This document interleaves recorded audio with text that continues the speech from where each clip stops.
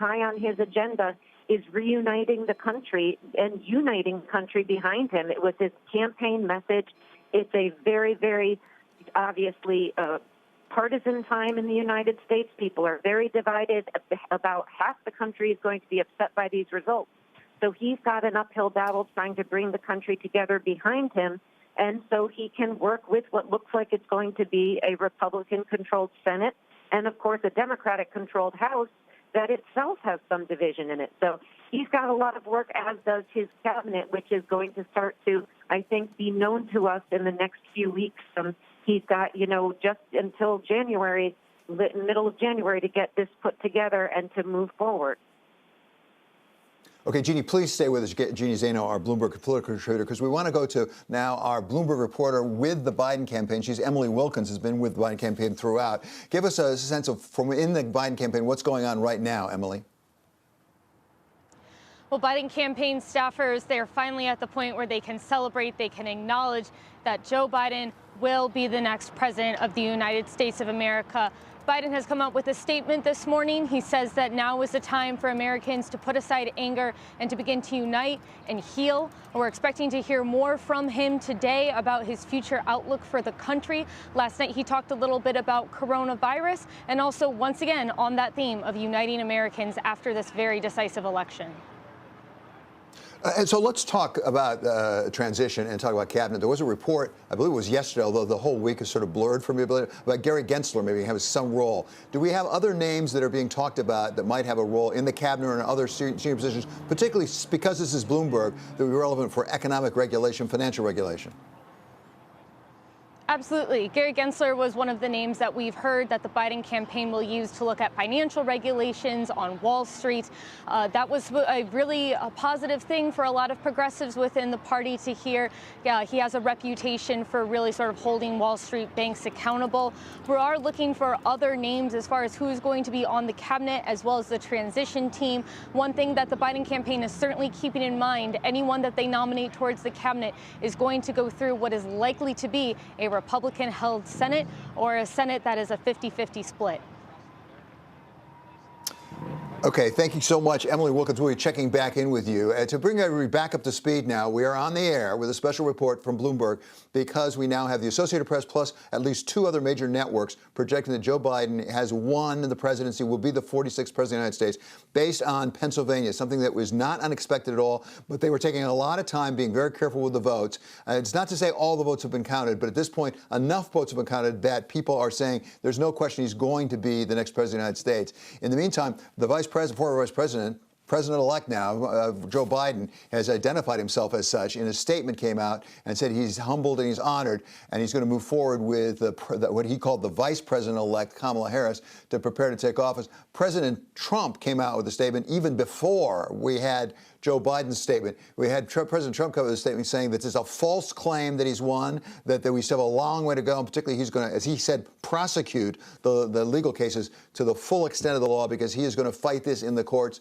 And he apparently appears to be hopeful, at least. He's not losing hope in the fact he might prevail ultimately with litigation. But let's find out from somebody who really knows what's going on in the Trump campaign. He's Mario Parker. He's our Bloomberg colleague who has been covering the Trump campaign. What is going on at the White House, as far as you can tell, Mario? Hey, David. As far as I can tell, it's more of the same from President Trump. As you mentioned, he released a statement immediately after the networks called the race, a rather defiant statement saying that, that Joe Biden was rushing to assume the presidency and that the media was complicit in this. So he also promised to continue his legal action. So it's essentially been more of the same for the president, what he's been signaling for the better part of this week. Yeah, Mario, at the same time, I've said in past instances, and I'll go back to 2000, which I was involved in at ABC News, I remember the Republicans really rallied around then Governor George W. Bush. The Democrats really rallied around the former Vice President Al Gore immediately afterwards. Are we getting the same kind of rallying of Republicans, senior Republican leadership, particularly from the Hill, around President Trump right now? No, we aren't actually, and in fact, that's been a source of concern for some of the president's allies, particularly his children, who have been quite vocal on Twitter about 2024 potential hopefuls coming to the president's aid. In fact, you're also seeing some Republicans either stay quiet. You've seen some Republicans, admonish the president in ways we haven't saying a whole lot during this administration. And then, of course, you do have a sliver of Republicans who heard the call to arms, if you will, from the president's children, who are now trying to defend the president as well. So, Mario, let me put you on the spot here a little bit. I don't know if you have an answer. I don't know if there is an answer. But I'm looking back at that statement from President Trump, which you described as defiant. He said, beginning Monday, our campaign will start prosecuting our case in court to ensure election laws are fully upheld. Do we know what case he's really talking about? Is it really winnowed down to one particular case that the Trump campaign thinks is their best shot at overturning this result? Well, what we know is that the president's team has essentially been canvassing all of the battleground states that he would need to get to 270. So they've been holding these press conferences, if you will. There's one in Philadelphia today. So far, the legal actions in some of these states, whether it's Philadelphia or Nevada, haven't gone in the president's favor. But it doesn't seem like the president is going to stop trying in that regard. So, sorry, we have some sense, I think, of where Kamala Harris is. Where is Vice President Pence? Vice President Pence, as far as we know, is in D.C. as well. He hasn't really been public as much as the president has been. He's kept a lower profile. The last time I think that the two of them were together, publicly at least, was on Tuesday night. But we haven't seen much of the current vice president. Okay, Mario Parker, our Bloomberg colleague who is covering the Trump campaign. I want to go back to Jeannie Zaino now, our Bloomberg political contributor, who is, of course, professor of political science at Iona College. So Jeannie, are there precedents really for this with the person who apparently is projected as being the loser holding on for dear life and refusing to concede? Have we had that before? I can't remember it off the top of my head.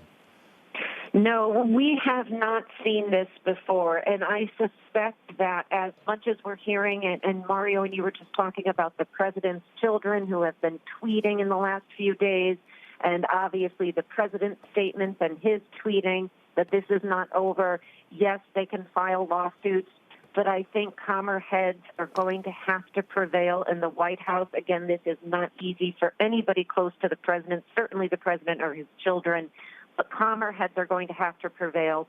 We don't have a history in this country of seeing a count that is in the thousands like we're seeing out of some of these states be overturned. And, if he was to talk to, say, Scott Walker from Wisconsin, the former Republican governor, a very conservative governor of Wisconsin, who said the idea that you would overturn an over 20,000 vote margin in Wisconsin is just unheard of. And to put that in perspective, in 2016, when Jill Stein challenged and asked for a recount in Wisconsin and got one, they only were able to turn over 100 and I think a little more than 100 votes that election cycle. So again, there's really no precedent for this. If there was widespread evidence of fraud or, some kind of irregularity at the polls that they could prove in court, that would be one thing. But at this point, nobody has been able to produce evidence of that. That's not to say they won't in the future, but they haven't. And so for that reason, I really do think that calmer heads are going to have to prevail in the White House, and they're going to have to look carefully at whether this makes any sense personally from a financial perspective to keep this fight up when the odds are against them. And again, I'm speaking if they don't have solid evidence of widespread fraud. So to answer your point in a very long-winded way, we don't have evidence of this, and I don't suspect it's going to last for a long time. I think Republican leaders are going to have to speak and have a very difficult conversation with the president about the reality here. Okay, the only time I ever disagree with you, you're never long-winded, Jeannie. I won't accept that. In the meantime, this story is moving very, very quickly, even as we speak, because as we know, to reset here, the Associated Press and at least two major networks have projected that Joe Biden will be the 46th president of the United States based on what happened in Pennsylvania. We then had conflicting statements from Joe Biden with the heading of President-elect Biden, referring to Vice President-elect Kamala Harris, saying he is honored and humbled that he's now been elected. He's essentially declaring victory. President Trump, on the other hand, saying it's a false claim and they're going to prosecute the court case, as they describe it, starting on Monday. But we now are hearing, maybe not from Republican leaders, but we are hearing from other world leaders. We have the Prime Minister of Canada, Trudeau, now tweeting, "Congratulations, Joe Biden and Kamala Harris. Our two countries are close friends, partners, and allies. We share a relation that's unique on the world stage. I'm really looking forward to working together and building on that with you both." So, Jeannie, if you're still there, we now start to have world leaders saying, okay, we understand where this is coming out. We're moving over. We're going to start working with President-elect Joe Biden. Yeah, and that is absolutely so important. I think we're going to see more of this in the coming hours, if not the coming days, where we see world leaders reach out, congratulate President-elect Biden, somebody who many of them have worked with in the past in his role as vice president under Barack Obama. Again, more pressure going to be put on the current administration and the president to concede if they don't have a leg to stand on in the context of this litigation the president is talking about. And, of course, we're still waiting for results from other states. It would be one thing if this was a repeat of 2000 and you had a fight in one state. But the idea that they're going to bring litigation in multiple states and succeed if, and again, it's an if, most of these states go Joe Biden's way, is really a long shot for President Trump. So I think these leaders coming out congratulating President-elect Biden potentially coming out, I understand, tonight or earlier this evening, this afternoon, with Kamala Harris making a statement. I think all of this is going to put increased pressure on the President Trump to be realistic about his chances of really fighting on it with much hope here in the courts. Yeah, Jeannie, please stay with us. Jeannie Zaino, our political contributor for Bloomberg. And I want to go back to our chief Washington correspondent, Kevin Cirilli. And Kevin, I go back to 2000. Maybe it's burned in my mind. I have the scars to show it for what happened in 2000. But I keep saying it was very different in 2000 because we knew right away it was a few hundred votes, first of all. It was not thousands. It was a few hundred votes in South Florida. It was one specific case, and we knew that the entire presidency would turn on it. If you go inside the White House right now, what is their legal strategy? Who is advising them? Who is telling them that there is a path, a legal path, a court path to victory still for the president? Connie has really been the one that has the presidency here as it relates to the legal strategy. But I think that you just raised an incredibly important point, which is that the biggest unknown or the biggest difference between 2000 and 2020, the Republican Party is in no means united in terms of trying to aggressively fight this through the courts. I've spoken with members of Congress in the Republican Party within the last 24 hours who have really raised not just significant questions, but also frustration about what this could actually mean, not just for the political process, but also for the Republican Party as it moves forward. In addition to that, I think that it's important to start to begin to look at the coalition that Vice President-elect Joe Biden will start to be forming. You mentioned Gary Gensler, who yesterday was reported by Dow Jones and then Bloomberg Matching that Gary Gensler would be the Wall Street oversight advisor. That is a significant progressive voice in financial regulatory circles.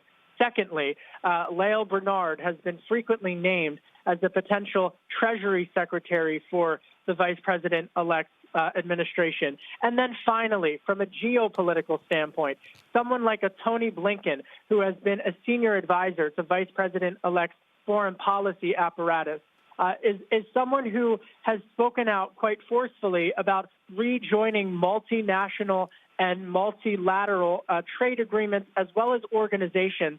And so this has significant repercussions for a shift in U.S. geopolitical foreign policy for quite some time. Yeah, and Kevin, I'm so glad you raised those three names because we don't know how this will unfold in the coming days or weeks. But those three names, if they tell us anything, they tell us something about experience and about a steady hand and reasonably moderate. Because Gary Gensler, of course, was the head of the CFTC. He also came out of Goldman Sachs. He knows Wall Street, and Wall Street knows him. At the same time, Lael Brainerd has been on the Fed. She's very well known. She is somewhat left of center, but she's a known quantity and trusted, I think, by people on both sides of the aisle. And in the meantime, Tony Blinken has been with Vice President, now President-elect, Joe Biden, since he was up in the Senate. And so he's been with him through the vice presidency. He's very well known. He's a real international and foreign policy pro. So those are three names that I would think might reassure people we're going to have real pros in there and not anyone who's extreme left or extreme right.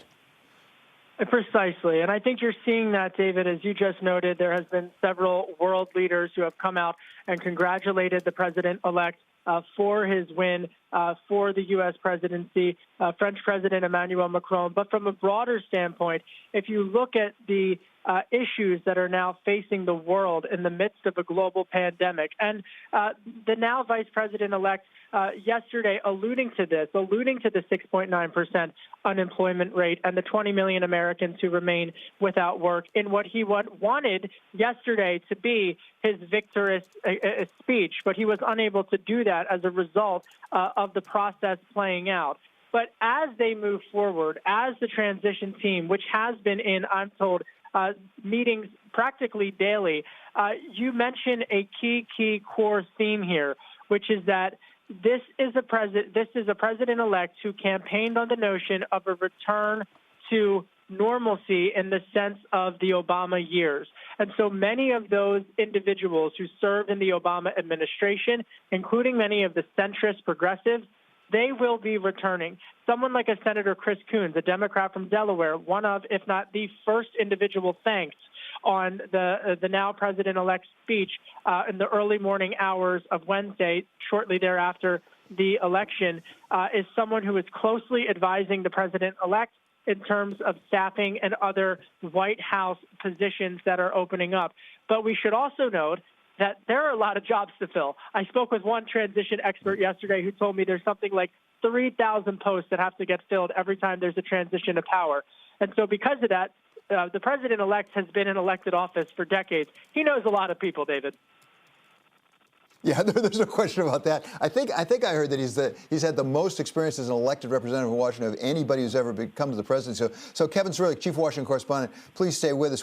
There is news breaking even as we are on the air. To bring everybody back up to speed, we now have a projection that Joe Biden will be the 46th president of the United States. That's been based on Pennsylvania, having been projected by both the Associated Press as well as NBC and CNN. Now we have one more state. The Associated Press is now projecting Nevada, one that we were waiting for all through yesterday and the day before. Nevada now has been projected by the Associated Press to go into the former Vice President Joe Biden's camp. We now are going to be joined by a really distinguished pollster, somebody who has polled all his career and really knows how to interpret them and plan strategy around it. Is Frank Luntz. Frank, it's been great. You've been with us throughout this all. Give us a sense of where you think the country is, given what we've seen from the exit polls as well as the vote. The country's been waiting for this to be finished. I've got my phone right next to me. It's been blowing up, but it's been blowing up for 5 days now. And I've urged people, be patient, take the time that it takes to count the vote correctly. God help us as a country if we ever made a projection and then we found out that it wasn't true. And that's exactly what they've done today. They waited 5 days. They got enough votes in these states. There's no way that they're going back. I want to be clear. The president has every right to challenge. He has every right to ensure that the votes were counted correctly. But once that decision has been made, and once there are too many votes that have been cast, that have been counted for him to catch up, then it becomes the responsibility to accept the result and to move on. And it's very important, Frank, I want to repeat for our audience that point has not been reached yet. President Trump came out with a statement about 11:45 East Coast time saying this is a false claim that Joe Biden will be the next president of the United States. He's going to prosecute the lawsuit. He referred to a specific case starting on Monday. At the same time, we have Rudy Giuliani having just given a press conference, a news conference, on behalf of President Trump saying the president is in no mood to concede. At the same time, is there really a legal path as far as we can tell? And how does the American public react at some point to somebody who just holds on to the bitter end? I understand it's his right. No question it's his right. But is it the smart thing to do? And the first question, is there a legal path? You have to be able to show that there are more votes involved than the actual votes that are being discussed.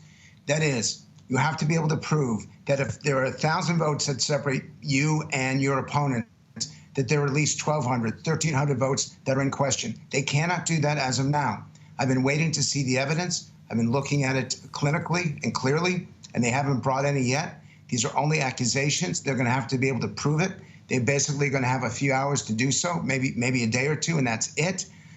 And as far as the public is concerned, they really do want it over, but they have to be patient.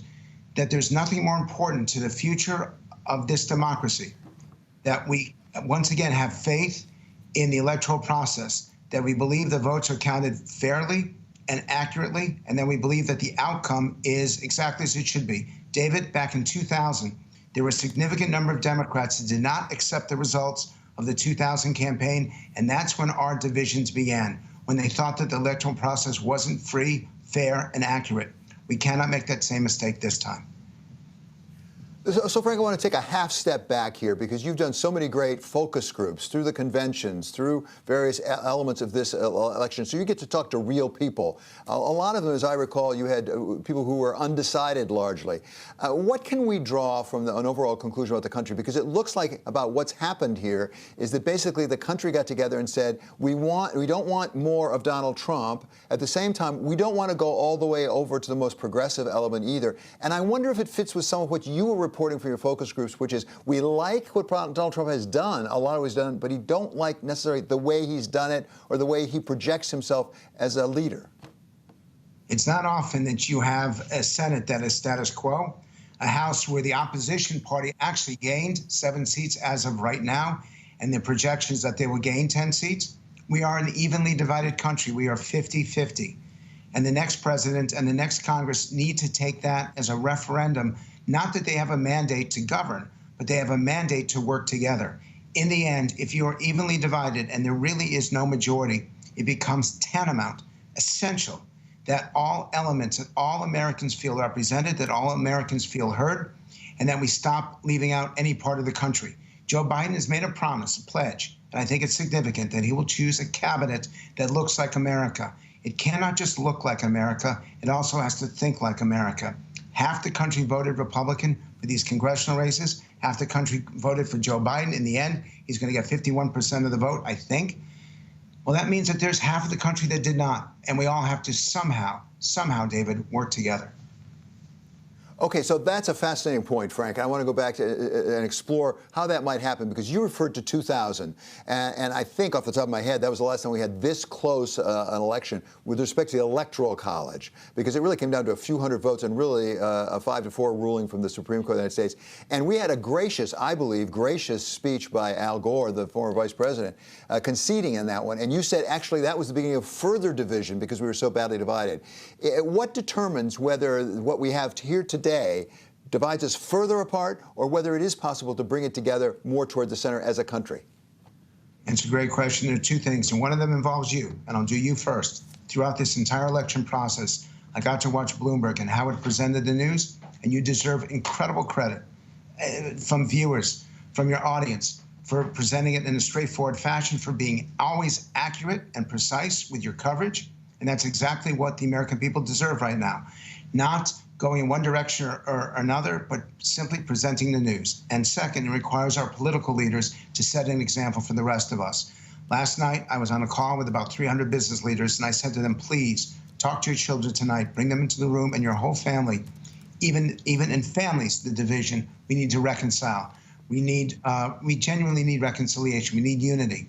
So the business community, the political community, the social community, the media community, needs to reach out, and everyone needs to feel a part of this process. They used to in this country, and they haven't for a long time. This is the moment, right now, when we can make a difference for the future of our country. Well, I really appreciate the kind words, Frank, but we just are trying to do our job. I want to turn it back to you, though. What can you do? Because you really are so successful as particularly what I'll say a qualitative research person with the focus groups. How can you help us understand the country better? By us, the media, but also, frankly, I think that the Biden administration is going to need to understand the country perhaps better than they have, and the Republicans maybe as well. I'm trying. I mean, you just made me very emotional right there. I'm genuinely trying. But because I do these focus groups, I feel the pain and the anguish and the divisions between people. That it is not something that I see on television. It's something that I'm experiencing every single day. And I know that we're too good for this, that we have too many opportunities and too many threats and challenges for us to tear ourselves apart like we have been done. The other side is not evil. The other side may be angry, but there's some justification in all of this bitterness. And that we have to, if we have the ability to reach people as you are right now, as I am right now, we have the responsibility to preach humility, to preach patience, empathy, and understanding. And we have to do it at this moment. I have every faith and confidence that Joe Biden will come out tonight and say something to bring the country together, because he's not the president of the Democrats. He's not even president of 51% of the country. He's president of all of us. He's got a tremendous responsibility coming up. He's got a tremendous burden. And between him and our current president, we can make a difference. We can actually change the tone of this debate going forward, the tone of how we govern, the tone of how we present information. We have a responsibility, a solemn responsibility to do it. And David, let that begin right now. It's very powerful, and to my ear, at least, very wise. I want to pick up on one word, humility. I had a great boss, Dan Burke, who ran Cap Cities ABC, and he used to say, we are humble, but we have much to be humble about, and never has it been more true than now for all of us. Thank you so much to Frank Luntz. He really is a special man and a special pollster. It's great to have you with us, Frank. We now want to turn to Bloomberg's Anna Edgerton for some reaction out of the Congress. So she covers Congress. Anna Edgerton, what's going on in Congress right now, as far as you can tell? Well, we've heard mostly from Democrats, which is no surprise. We did hear from House Speaker Nancy Pelosi, who said that today marks the dawning of a new day of hope for America. She pointed to the record-shattering 75 million Americans that voted for Joe Biden as a historic victory that gives Democrats a mandate. Now, of course, her own majority in the House has shrunk since this week. She will have a smaller majority going into the next year than she did in this current Congress. So that presents a challenge for the president-elect, and he will also most likely have a Republican Senate to deal with.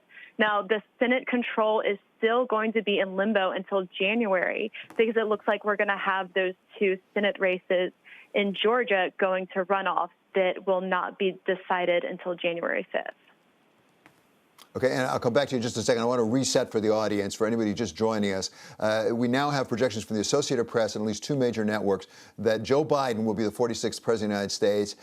Vice President Biden, identifying himself as President-elect Biden, has issued a written statement, a short written statement, saying that he's honored and humbled and will work with Kamala Harris to move forward. In the meantime, President Trump has issued a written statement saying that there's a false claim that, in fact, they're going to be prosecuting their lawsuit, as he refers to it, starting on Monday. And we've also heard from Rudy Giuliani, one of the people who works closely, a lawyer for President Trump, saying that they're in no mood to concede. So that's where we are at the moment. We're talking to Anna Edgerton, who covers Congress for Bloomberg. So, Anna, let's talk about the House, because as you say, we won't know about the Senate until it looks like toward the end of January, given the two runoffs in Georgia. But in the House, there's a smaller majority for the Democrats.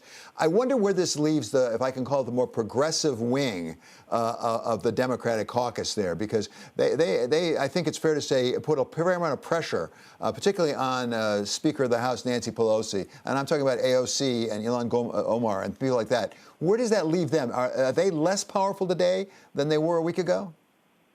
It depends on their strategy. You know, if they are aiming for policy wins for legislation passed, they have a chance to really work with President-elect Joe Biden. But if they're looking to push for more progressive kind of markers in the sand, then they have the ability to really gum up the works. You know, if the Democrats only have a majority of, let's say, 8, it's not decided yet, and you have 9 members of this very progressive wing of the caucus, then those 9 people can stop the House from passing legislation unless they're able to bring Republicans on board.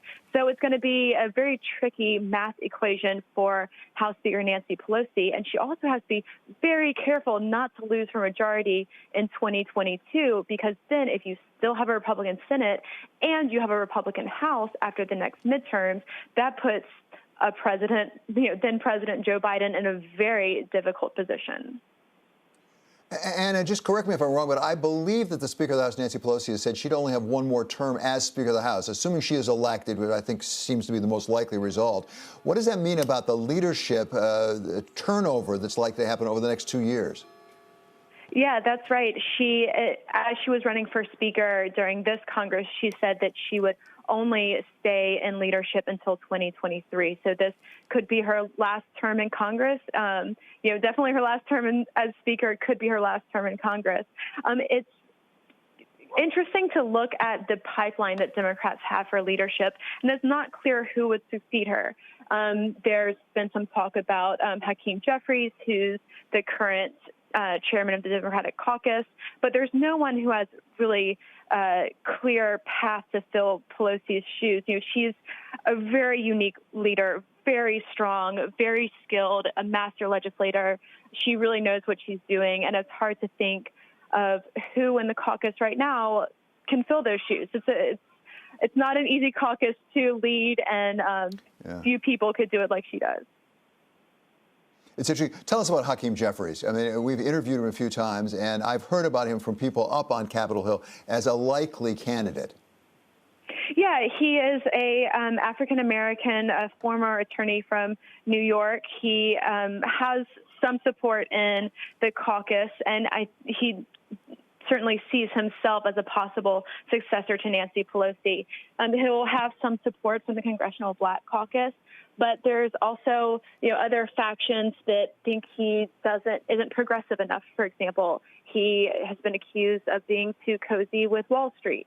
So it'll be interesting to see how progressives position themselves in kind of the next iteration of the Democratic caucus, because they really see the energy of the party on their side, and you think that the leadership should reflect that. Right now, we don't really have any progressive voices in leadership. You've got Speaker Pelosi, House Majority Leader Steny Hoyer, the whip, Jim Clyburn from South Carolina. And so there's not really a clear path for any progressives to really participate in that. And that's something that the left side of the caucus will certainly want to address in the next Congress.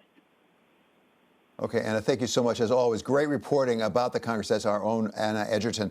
And we want to go back to Kevin Cirilli now in Washington. But before that, I will say that there's been an announcement now from the Biden campaign that the Vice President, President-elect Joe Biden now, will have a national address to the nation at 8 p.m. Eastern time tonight. So we will be hearing from, as he identifies himself, the president-elect at 8 p.m. Eastern time tonight. So, Kevin, whenever history is being made, and goodness knows history is being made today, I find we have two jobs. One is to figure out exactly what's going on, and second is to look just a step or two ahead to what's likely to come next. Help us do that.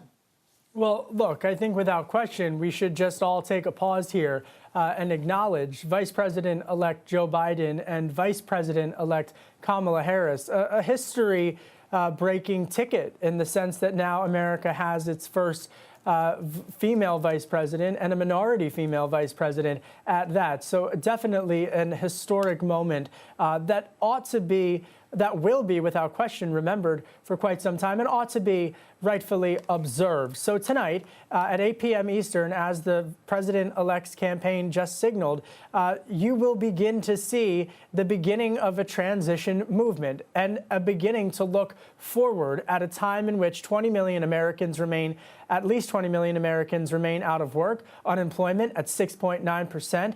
Cases across the country and around much of the Western Hemisphere of COVID-19 continuing to rise. America's allies from the UK to Germany to France all having to add additional health restrictions as a result of this increase of cases, and winter very much quickly approaching in the United States. But beyond that, in terms of policy, from a geopolitical standpoint, this is a president-elect who vowed to re-enter America into multinational agreements and a multilateral approach in terms of foreign policy as well as trade policy.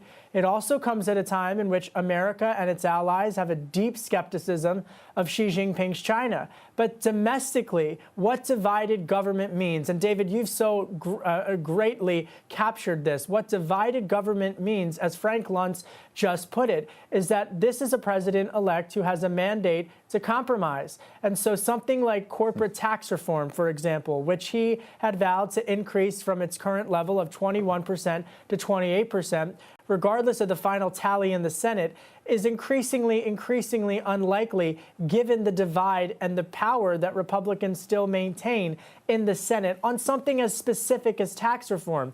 And I would also note, in just a couple of days, a massive health care legislation is going to be before the U.S. Supreme Court. Health care at the front and center of a divisive campaign, but that likely also will happen and be discussed in earnest in these days. But fiscal stimulus, and this is the final economic point, David, that I'll make here. Fiscal stimulus, with those COVID cases rising, as well as fiscal stimulus needed from Wall Street to Main Street, is without question going to be one of the first high-profile agenda items, if not in the lame duck during the transition period, definitely within a President Biden's first 100 days.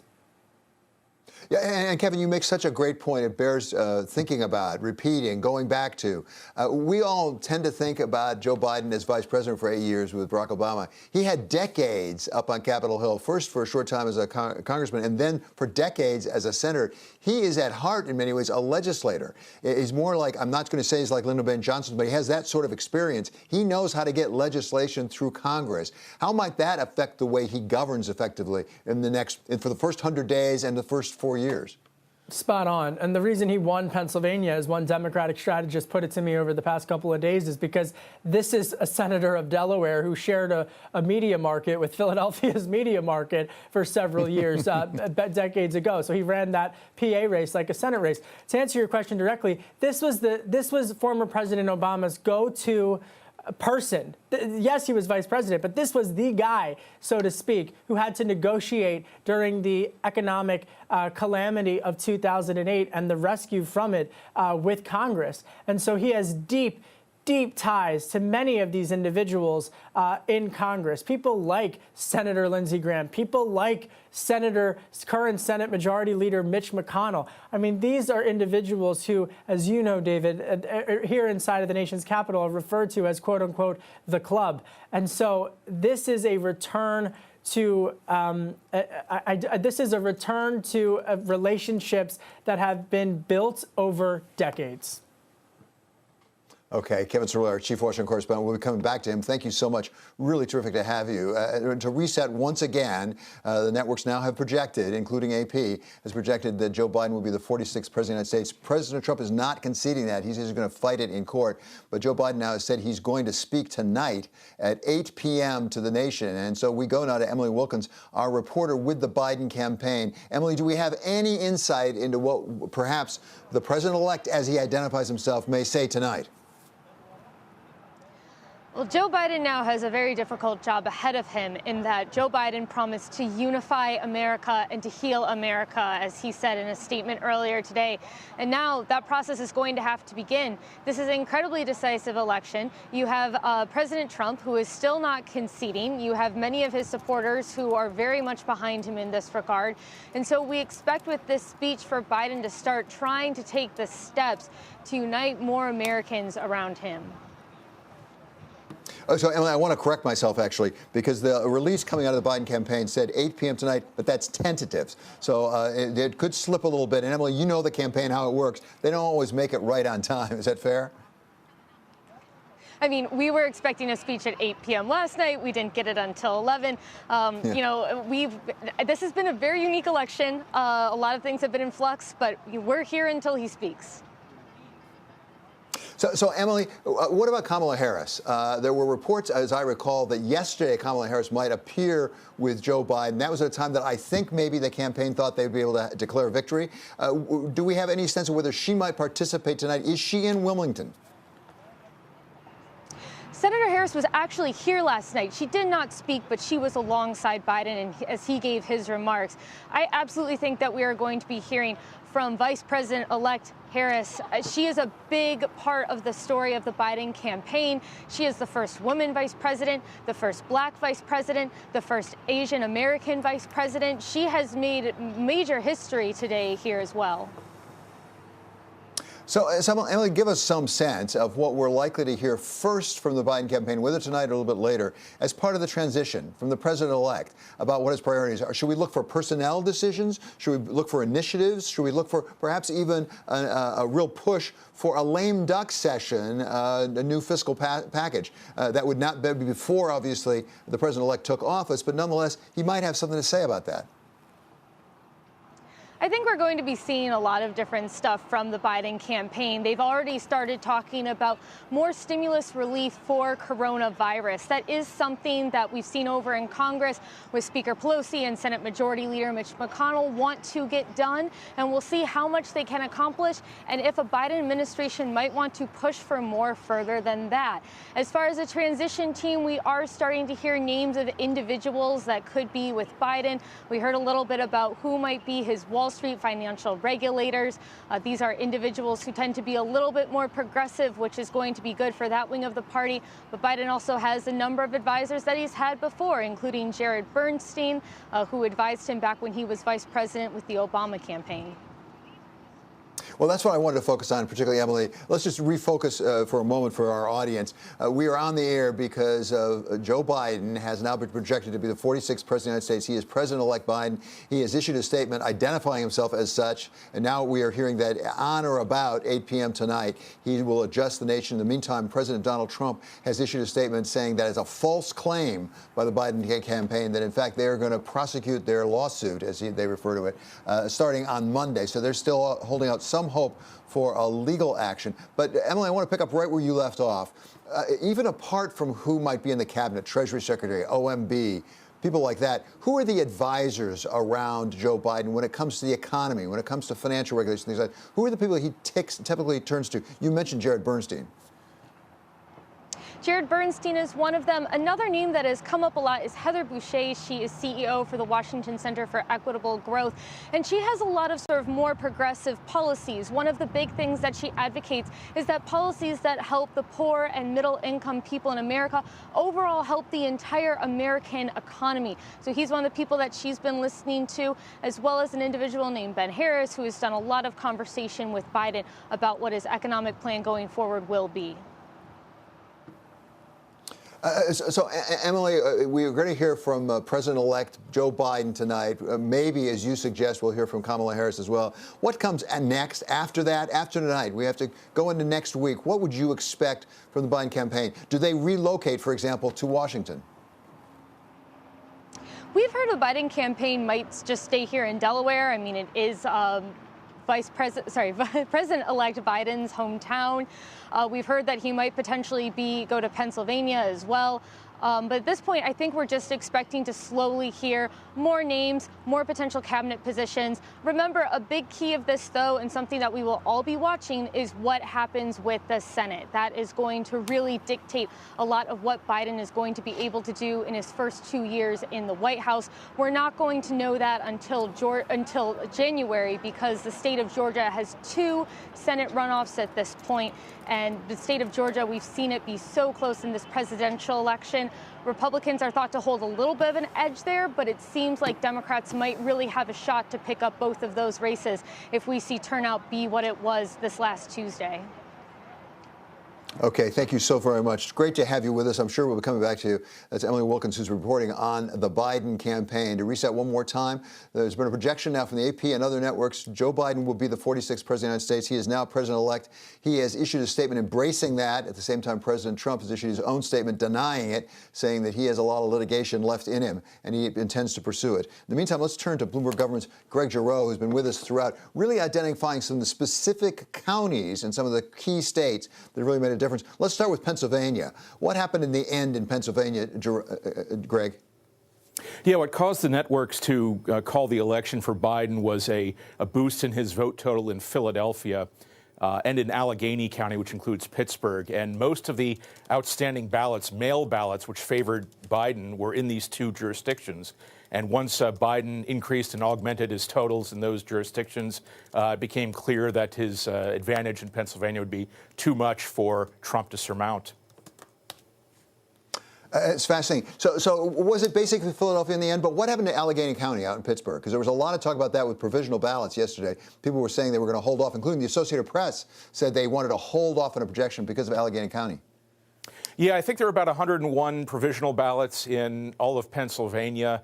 But the votes that were counted in Allegheny in the last hour or so were mail-in ballots, and Biden had a very sizable lead. He won more than 70% of them in Allegheny County in the latest update, which was consistent with the overwhelming percentages by which he won the mail-in ballots. To review on election night, President Trump moved out to a big lead in Pennsylvania in the Election Day vote, but the mail-in vote trended very heavily Democratic, and that's what put Biden over the top.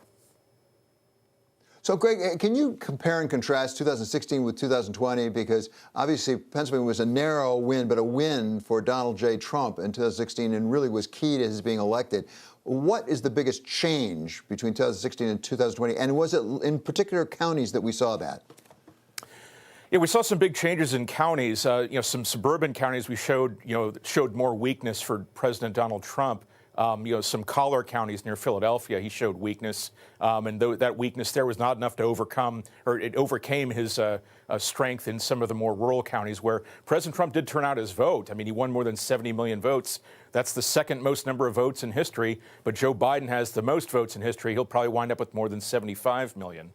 The difference between 2020 and 2016, if Joe Biden wins the states that are uncalled and where they're still counting, I think Nevada has been called for Biden by now, but Georgia, if Georgia is called for Biden, that may go to a recount. Biden could win with 306 electoral votes, which is precisely the number that Donald Trump had on election night in 2016. And Biden will win narrow victories in Pennsylvania, Michigan, and Wisconsin. Those are the three states that brought Donald Trump to the presidency. Wouldn't that be ironic? I remember that 306 numbers. What about Nevada? We've been on air here, actually, the Associated Press projecting Nevada finally to go for Biden as well. Was that all Clark County? Yeah, most of the vote there was in Clark County. That casts the overwhelming majority of the Nevada vote. It leans Democratic, and even a disproportionate number of the ballots that were left to be counted in Nevada came from Clark County. Biden, as of a couple hours ago, was up by almost 2 percentage points. So that's actually a pretty decent lead when you can compare it to the other states. So it was pretty clear that Biden would win Nevada and its 6 electoral votes. So, Greg, at this point, with the 20 electoral votes from Pennsylvania, it kind of doesn't matter what happens in Arizona, but there was a lot of back and forth, as you know, with the Associated Press and Fox News making a projection on election night, others not projecting that, and the Trump campaign being very upset about it, and some people really questioning the strength of that call as the margin got lower and lower. How do you think Arizona is going to end up, or do you have a sense of that?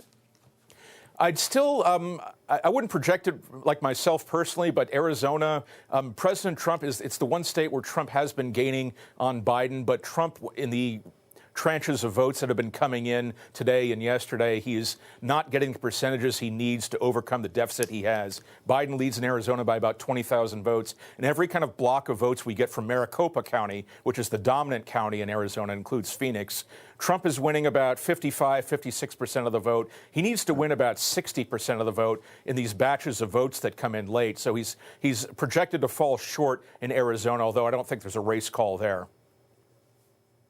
Okay, thank you so much to Greg Giroux, who's been with us throughout from Bloomberg Government, reporting on all these individual counties in some of the key states.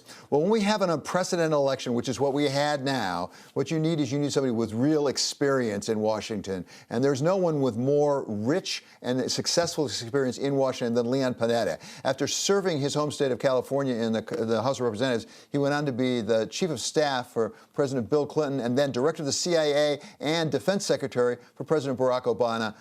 And we welcome him now. Thank you so much, Mr. Secretary, for being with us. First of all, just give us your overall reaction to this election now that it appears it is essentially over.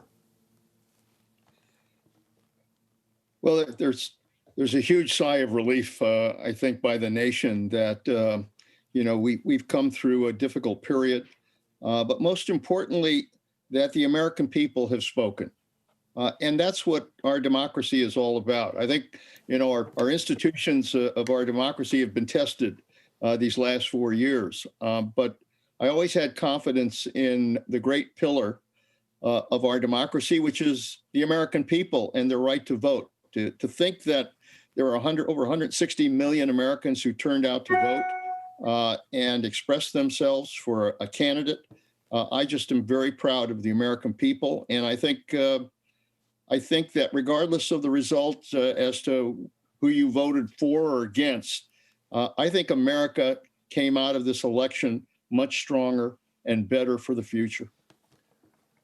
Secretary Panetta, you have said consistently throughout that you believe in the process, you believe in the democratic system, and that it will prevail. And I think it's not too early to reflect on the fact that there was a lot of reporting about things that could go wrong, things that could go wrong with the voting, with the counting of the votes. Frankly, civil unrest. There was a lot of concern about it. Now, we're not through it yet, but thus far, I would have to say, we have not seen that. And one of the things that struck me, besides what you said, which is how many people turned out to vote, turned out early, waited in long lines, are those men and women who've been studiously, carefully counting those ballots, people who are not in it for the glory, people whose names we'll never know, a lot of them volunteers, which really says something about our process. Yeah, and it really does restore trust in our democracy. Our forefathers placed the ultimate check and balance in the American people. It's we the people who really control the future of our country. And, what's happened here is we had a record turnout of people. This was probably the most important election in many of our lifetimes. And what you saw was the process working, whether it was Republican states or Democratic states, Democratic governors or Republican governors, those states and their election process was working. We had a lot of neighbors that were counting votes in all of these different localities. Some of them are continuing to count votes, but it is the purest of what America's all about. And, we always worry about the message we send to the world. I think this election sent a very clear message to the world that America is still the strongest country on the face of the earth. Well said, Mr. Secretary. But now what comes next? That's the question. I mean, it's clear that we have a 50-50 roughly divided country. I mean, the popular vote was decidedly for Joe Biden, but it's been a very close election, closer than a lot of people thought. What needs to be done for us to move forward as a country? And what particularly can Vice President, now President-elect Biden, do with his administration moving forward to figure out a way to come together toward the center rather than to have this election divide us further? Yeah, David, I think you're right. This election's not a simple answer to all of the challenges facing our country. I mean, we're still a very divided country. We're very polarized. We've had largely a dysfunctional Washington, the inability of the president and both parties to be able to govern. We're facing some very serious crises in this country. Probably some of the worst crises since World War II, COVID-19, a recession in our economy, the fight dealing with racial equality, the problems of the world that are still out there with a number of dangerous flashpoints. So the real question is going to be whether or not we have 4 more years of gridlock I mean, we do have a new president. We still have a divided Congress. Is that dysfunction going to continue, or are we just going to have 4 more years of gridlock, which I think could do incredible damage to our democracy? Or are we finally going to have leaders willing to govern? That's the fundamental question. And I think we've elected a new president who, deep in his bones, understands the importance of governing. That's what he did in the Senate. That's what he believes in. I think he's the right person in the right place. I think the real question is going to be whether all of the elected leadership in this country are willing to take the risks, and there are going to be risks involved, whether they're going to be willing to take the risks in order to govern and try to resolve these issues. That's going to be the fundamental test of our democracy. Mr. Secretary, you had so many important positions in the executive branch, but I'm going to draw upon your experience actually in the House of Representatives, because just thinking about it, you can correct me if I'm wrong, I can't remember a president with as much experience up on Capitol Hill getting legislation done as Joe Biden, going all the way back to Lyndon Johnson. That may be the last person we had that has that much real experience over a period of time up there. How can he use that to try to work with, let's put it directly, Mitch McConnell? Because Mitch McConnell, provided he is still the majority leader, and we don't know that yet, but it looks quite possible. Can he work with Mitch McConnell to try to get some of those things done you're talking about? Well, I've often said, David, that during my 50 years of public life, I've seen Washington at its best and Washington at its worst. The good news is I've seen Washington work. I've seen Democrats and Republicans willing to work together, to trust each other, to be able to talk with one another, and to find consensus. We did some great things. But the last few years, I think I've seen Washington at its worst with all of these divisions. I think that the challenge is going to be to restore that trust between the president and leadership in the Congress, so that they can sit down, talk to one another, be honest with one another about what they believe in and what their differences are, and be committed to finding the compromises necessary in order to govern. When I was in Congress, governing was good politics. I think we've lost that sense that governing is good politics now. We got to get back to that. We've got to make both parties and the president understand that governing is not just good for the country, it also is good politics. If we can restore that, I think Joe Biden and I think Mitch McConnell, Nancy Pelosi, hopefully can sit down, work together, and recognize that their first responsibility is not to the party, it's to the nation. So, Mr. Secretary, I'm going to take the liberty of putting you back in the White House in your chief of staff role, or you can have any role you want. If you were advising the president-elect Joe Biden, as they say, you never get a second chance to make a first impression. What's the first thing you try to get done? How would you reach out across the aisle? Would it be stimulus, for example? Would it be infrastructure? How would you make your first move to say this is a new era? I think it's incredibly important that the first legislation that comes out of the White House has bipartisan support and shows the country that we're trying to heal the divisions that we've had in this country. So I think the first order of business is COVID-19, providing an aid package that will help the people that are out of work, help the businesses, try to help the health officials in terms of testing and tracing, doing all the things that can try to get our arms around this dangerous pandemic. I think, secondly, a jobs program. Infrastructure has been talked about by both parties.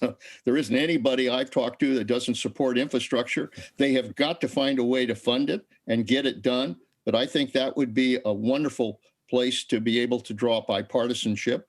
And I ultimately think that even something like healthcare reform, where you really work to try to fix the problems with Obamacare and try to provide decent health care for the American people, that's another opportunity to try to build some bipartisanship. So the opportunities are there. The question is going to be whether the will is there to be able to work together to solve the problems of our country. As I say, at a time like this, a time history is being made, there's nobody we'd rather hear from than Leon Panetta. Thank you so very much, Secretary Panetta, of course, former Secretary of Defense, former Chief of Staff to President Bill Clinton as well. Thank you, Secretary Panetta. And now we want to go to Greg Valliere. He is AGF Investment Chief U.S. Policy Strategist, knows Washington terribly well in his own way as well. So, Greg, we just heard from Secretary Panetta saying we need to start with a stimulus package, with a jobs package. We have to have something bipartisan. Is that realistic to get something bipartisan right out of the gate? Yes, I think it is, David. I think that Joe Biden and Mitch McConnell have had a long relationship over the decades. They understand each other. They both pride themselves in their ability to get deals done. So I think we can get something. I can't tell you exactly the date or the dollar sign, but I think we'll get a stimulus bill by early 2021. Well, that's part of my question. Any prospect for the lame duck, or should we just wait? In fact, if you were Joe Biden, President-elect Joe Biden, would you press for something in a lame duck, or would you say, let me wait until I get in office? He may press for something in a lame duck. You can't rule that out. But, the economy showed some decent signs of life on Friday. The unemployment number was a pleasant surprise. So he may wait. And there's another complicating factor. That, of course, is the runoffs in Georgia on January 5th. So maybe he'd want to wait to see what the Senate will look like for the full year. It's a very good point. We have to remember that we don't know about control of the Senate. Obviously, the Democrats have to win both of those runoffs, I think, as a practical matter, for them to get to 50-50 and then break the tie with Vice President-elect Kamala Harris. There's one other thing pending before there's any transition of government come January, and that is funding the government. Given where we are in this election right now, Greg, is that easier or harder? How does that come out? I think there's a widespread consensus that they'll do it in a so-called omnibus spending bill. They do this most every year. They just throw everything into one big grab bag, usually in December, mid-December.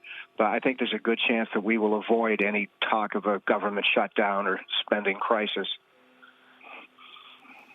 Fascinating. Okay, so what are you most going to be looking at in terms of the transition, Greg? What are the indicators to you of how this new administration will govern? Well, I think the nominations for cabinet secretaries will be really, really interesting. I would guess by right after Thanksgiving, we'll start having names leaked out. If Joe Biden decides to move left on, let's say, Elizabeth Warren in his cabinet, that would perhaps be unnerving on Capitol Hill. If he looks at a more respected centrist like Lael Brainard, the Fed governor, I think she would be widely acceptable to both parties. So we'll get some clues fairly early as to whether this will be a centrist government or whether this will be a leftist government. I think it's the former. Yeah, the story continues to develop as we're on the air, Greg, and now we have a tweet from Jeb Bush, former governor of Florida and himself a former candidate for president, congratulating President-elect Joe Biden. And we also have the British Prime Minister, Boris Johnson, congratulating President-elect and Vice President-elect, President-elect Biden and Vice President-elect Harris at the same time. So, Greg, give us a sense for business right now. Is this the result in this election? Do you think it's overall good for business, bad for business, or does it depend on what part of business we're talking about? Two very big positives for business in general, David. Number one, I think a sense of stability, no surprises, no blindsiding. Things will get telegraphed in advance. I think that's a good thing for business confidence. Secondly, and more importantly, I think the chances of any significant tax hikes have diminished greatly. With Mitch McConnell in control of the Senate, there won't be any big tax hikes, and that's a good story for business. By the way, Greg, it strikes me that one of the business's big concern is COVID-19. We've been so focused, understandably, on the election that we tend to forget COVID-19, which is out there and seems to be coming back. We have been well over 100,000 new cases a day in the United States. Can we expect a significant difference in the approach to how we deal with this pandemic from a Biden administration, and what would it look like? Absolutely. I think first and foremost, the Biden administration will bring back Dr. Fauci from Siberia or wherever he's been exiled to in the last couple of months. I think Fauci once again becomes the dominant player on health policy. I don't see a Biden administration closing down the country. I think that would be viewed as too drastic and unworkable. But I do see a lot of pretty tough new standards on wearing of masks, social distancing. But I think Fauci will call the shots. Yeah, we've seen a lot of that actually in the campaign itself, where the Biden campaign has been apparently quite different from the Trump campaign about how they handle masks and social distancing. Greg Giroux, thank you so very much. He's from AGF Investments. Now we're going to turn to my colleague Scarlett Fu, because she has a report on tech. I guess Dan Ives is out with a note. Is that the deal? Yeah, that's right. Dan Ives, the analyst over at Wedbush Morgan, covers about 31 technology companies, putting out a note this morning. Of course, this was before Joe Biden and Kamala Harris got more than 270 electoral votes, but really giving an outlook here for the technology sector, the all-important tech sector, which drives the S&P 500 and, of course, is a single-handed most important factor behind the NASDAQ's performance as well. His take here is that the victory of Joe Biden is a bullish scenario here. It's, in fact, a nirvana potential election scenario for tech names heading into 2021. And the main reason is because divided government here takes major legislative changes to antitrust law off the table. In conversations with investors, this was the single biggest risk to all the tech stalwarts, the five big tech names, and it would have a ripple effect across the sector. Now you have a smaller likelihood that there's going to be any kind of major action taken following the House committee's report on how the big tech names were abusing their positions. Now, to be sure, David, the Department of Justice lawsuit against Google is still in progress, and it's still a long-term threat. There may be other lawsuits as well, and that will take years to resolve. But the overall regulatory environment looks a lot less onerous than it would have been otherwise. Yeah, it's a great point, Scarlett, and it bears repeating. Going back to that subcommittee, antitrust subcommittee chaired by David Cicilline, the majority report came out and said, let's break it up, do all sorts of radical things. There was a Republican sort of minority report saying, we agree there's an issue, but we've got much milder ways of dealing with it. So if that indicates anything of where we are in the middle, then that might be encouraging for tech. At the same time, Scarlett, there's also some tax issues, I think, that particularly might have affected tech, because there were issues about repatriation of income overseas and things, that there were concerns that the Biden administration, if they had the clout within the Congress, might really be hard on tech on taxes as well. And apparently they're breathing a sigh of relief. And I recall, I think you told me about this, Scarlett, that actually tech was coming up through the week. Yes, this is definitely something that was a big concern here for a lot of the technology companies, especially because when it comes to the repatriation taxes, they were paying them in installments. So they had a lot of payments coming up in the years to come. And now with the likelihood of higher repatriation taxes potentially off the table because you have a divided government, that becomes a lesser concern. The other thing I do want to mention is that you'll have a ratcheting down of overall U.S.-China tensions, and this comes up over and over again. It's not just something that affects technology, but certainly we've seen with the Trump administration's actions on Huawei and how they've tackled the whole TikTok situation. This has been a big overhang for the tech sector overall. And it's interesting as well because we've got a deadline on the TikTok sale coming next Thursday on November 12th. Remember, Oracle is set to team up with Walmart to buy a stake in a separate company owned by that will encompass TikTok USA, that will then be listed later. It's complicated, and we still don't have the final details of this deal yet, but that is something that is still on the schedule that will be addressed in the coming week, and we're not sure how that's going to play out either. Okay, thank you so much to my colleague Scarlett Fu for that report on tech and how it may fare in a Biden administration, which is where we are headed. In the meantime, the news continues to pour in. We have President Obama now congratulating President-elect Biden and Vice President-elect Harris, saying that they will have a historic and decisive victory now. So President Obama has weighed in. Of course, we've already heard from Jeb Bush, former candidate for president, governor of Florida. We also heard from the Prime Minister of England as well as Prime Minister of Canada, congratulating President-elect Biden on his victory. We want to go back now to our chief Washington correspondent, Kevin Cirilli. So the congratulations are pouring in. Whether we go to court or not on Monday, it looks like it's a done deal, Kevin. Well, President Trump is continuing to vow to fight to some extent, and he was photographed on his golf course earlier this morning at his Virginia property. There are significant questions about how Republicans will react with this ongoing dynamic. It will be interesting to see how Senate Majority Leader Mitch McConnell, for example, reacts in a statement that is forthcoming, one would expect, over the next hour or so. But in terms of policy, all talk now turns to how President-elect Joe Biden would govern, especially in his first 100 days in office at a time in which fiscal negotiations are ongoing.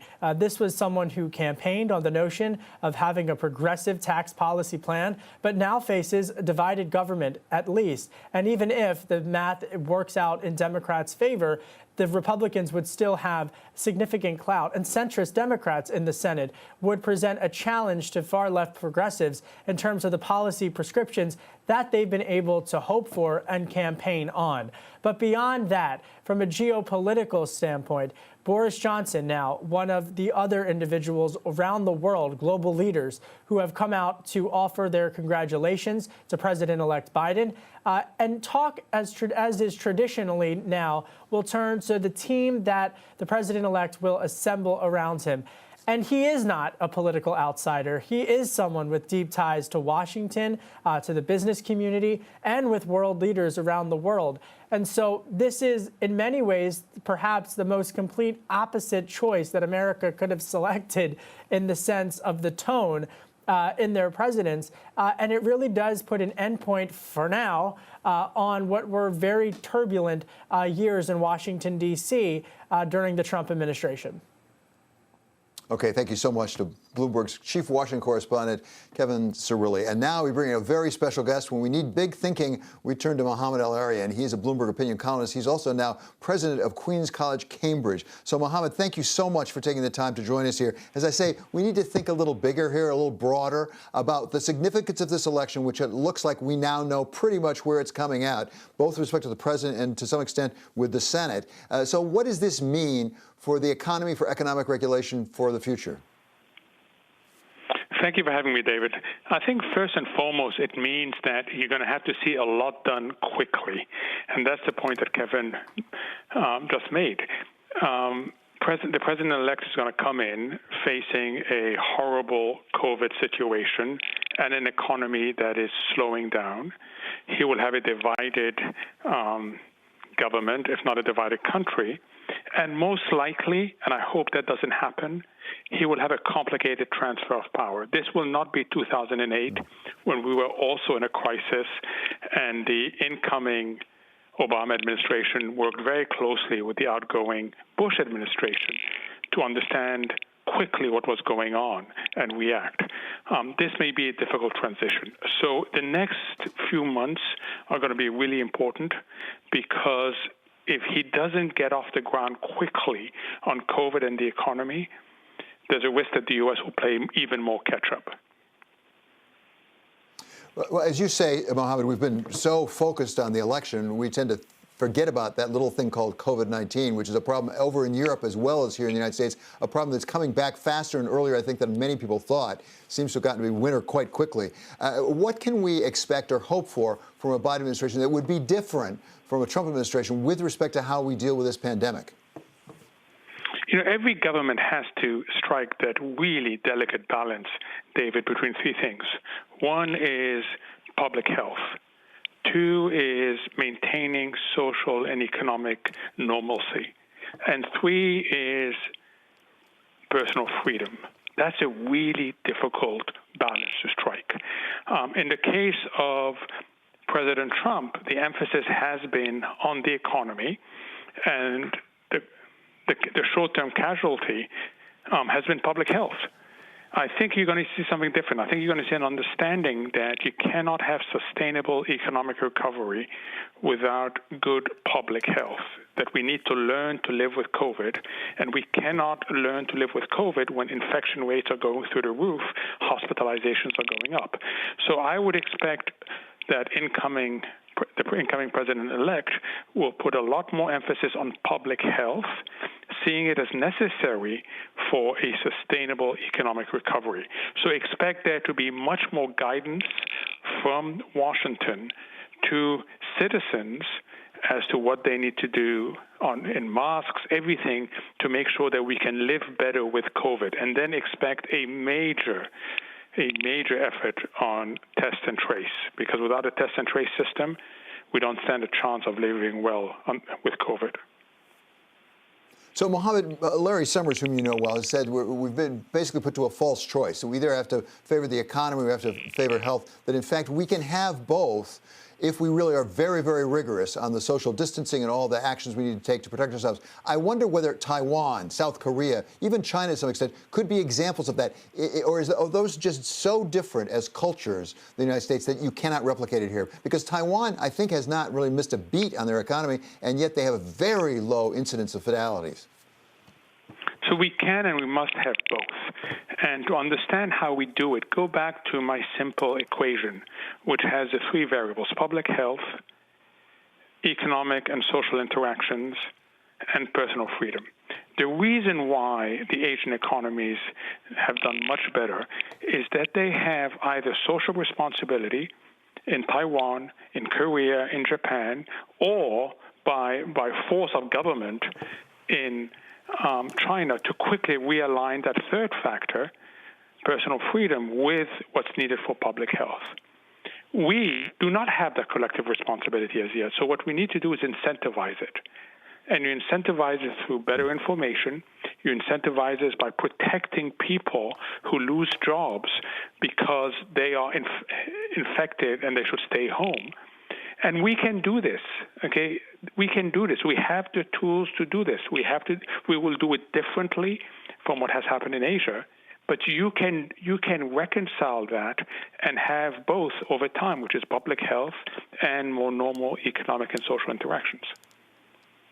So as you say, and it seems clearly right, we cannot fully have a fully functioning and healthy economy without fixing the COVID-19 problem. But looking more broadly at the economy right now, we seem to have what some people are calling sort of a K recovery, where some people are doing very well, some companies are doing very well, some people are not at all, and that lower leg of the K doesn't seem to be getting much better.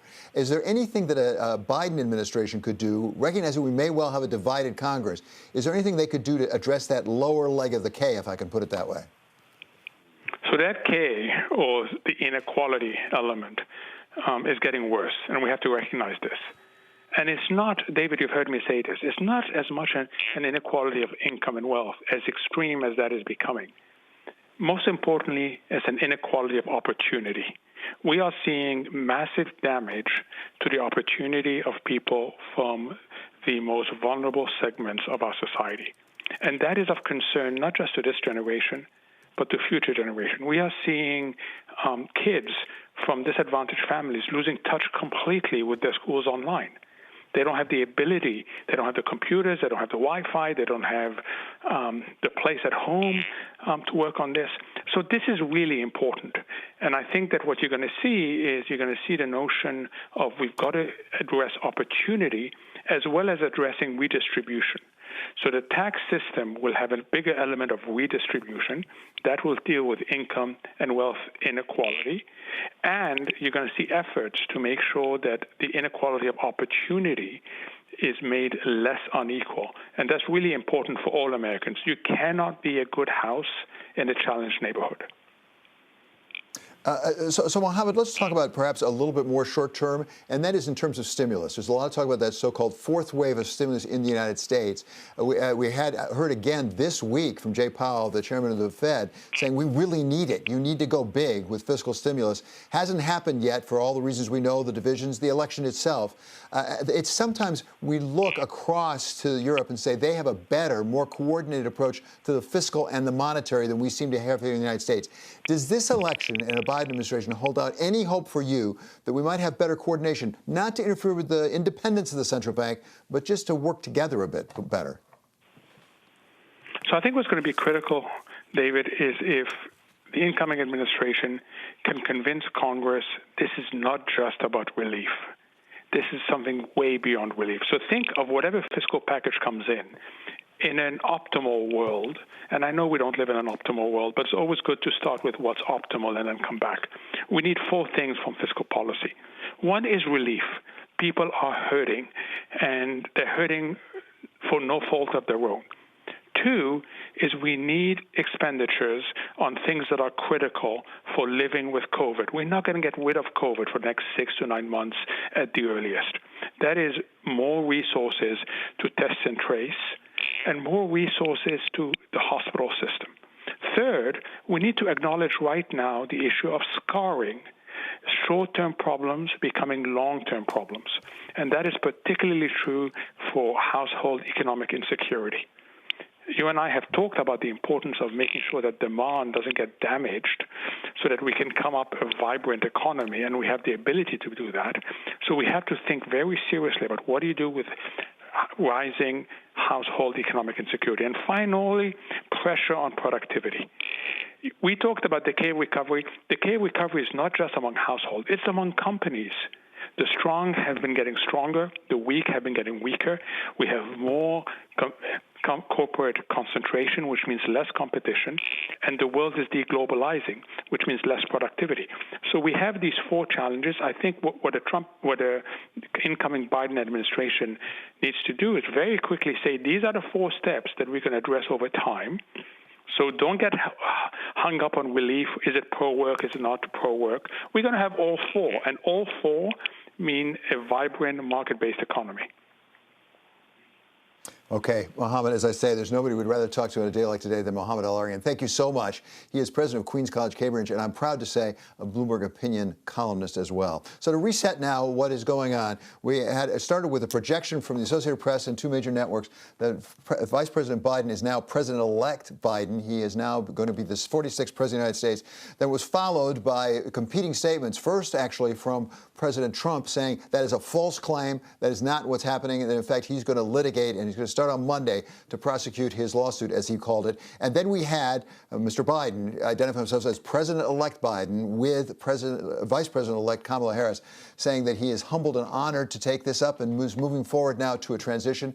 Then the Biden campaign announced that we will be having remarks from the President-elect Biden at about 8 p.m. this evening. And we've had congratulations come in. Congratulations from President Obama, calling it an historic victory for the President-elect and the Vice President-elect. Also from Jeb Bush, former candidate for president, brother of George W. Bush, former governor of Florida, congratulating the President-elect. And then from the Prime Ministers of Canada and from UK, all congratulating the President-elect Joe Biden. And now we turn to one of the people who's been with me by my side throughout this entire process, I'll call it, Rick. Rick Davis. He is our Bloomberg political contributor. He is a partner in Stone Court Capital. Of course, he ran a lot of campaigns, including John McCain's presidential campaign. So, Rick, thanks very much. What are your thoughts now that it appears to truly be over, but for some litigation coming up? Yeah, thank you, David. And I think we're witnessing a new chapter in political history, one that showed an amazing amount of participation in the political process, a process that shows an incredible high level of integrity, and a president who seems to be recalcitrant in accepting the results. The reality is that you're seeing by the announcement you were just making about countries recognizing President-elect Biden as the future president of the United States, former presidents of the United States doing the same. This will just pick up momentum and becoming a de facto acceptance. And regardless of what President Trump does, he can't get in the way of the natural process of continuity of power, of transfer of power, and of the democratic system really moving on. He's going to rapidly find out that the parade has marched right by him. So there's been a lot of attention paid to former Vice President, now President-elect Biden. It's going to be nothing compared to what's going to be paid to him. So far, though, would you say that he's handled this the right way in the statements that he's made and how he's handled it? How far he's gone and how far he's not gone?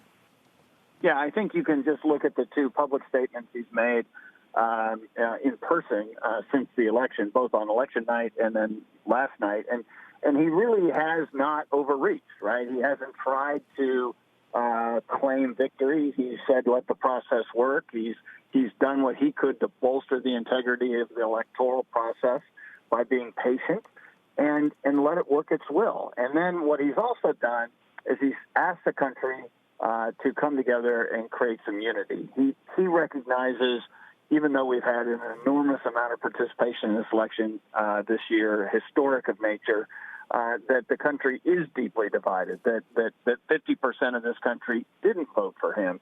And he has made the point over and over that he wants to serve them, the people who voted for Donald Trump, just as much as serve the people who supported him and elected him. He wants to be a president for all Americans. And, of course, that is a refreshing refrain from what we've witnessed, really, especially in the last year, where President Trump, especially related to COVID, has tried to divide the country into, here are the Republican governors and the great job they're doing, and here are the Democratic governors, and they're allowing, COVID to get out of control and to allow social unrest to get out of control. So hopefully we're going to see not just a candidate for president, but future president who tries to lower the temperature on division and tries to create more common good within the public.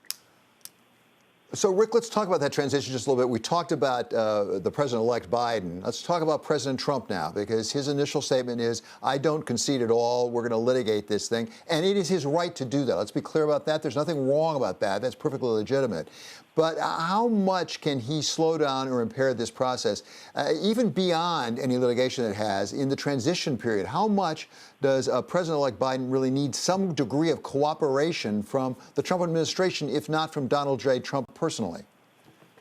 The systems are set up to transfer power, regardless of the personal proclivities of the man in office. We've seen in many cases in the last 30 years where there's been a lot of animosity between the warring factions and the candidates, and there have been some spotty transitions that have resulted from that. But it's been professionalized to a large degree.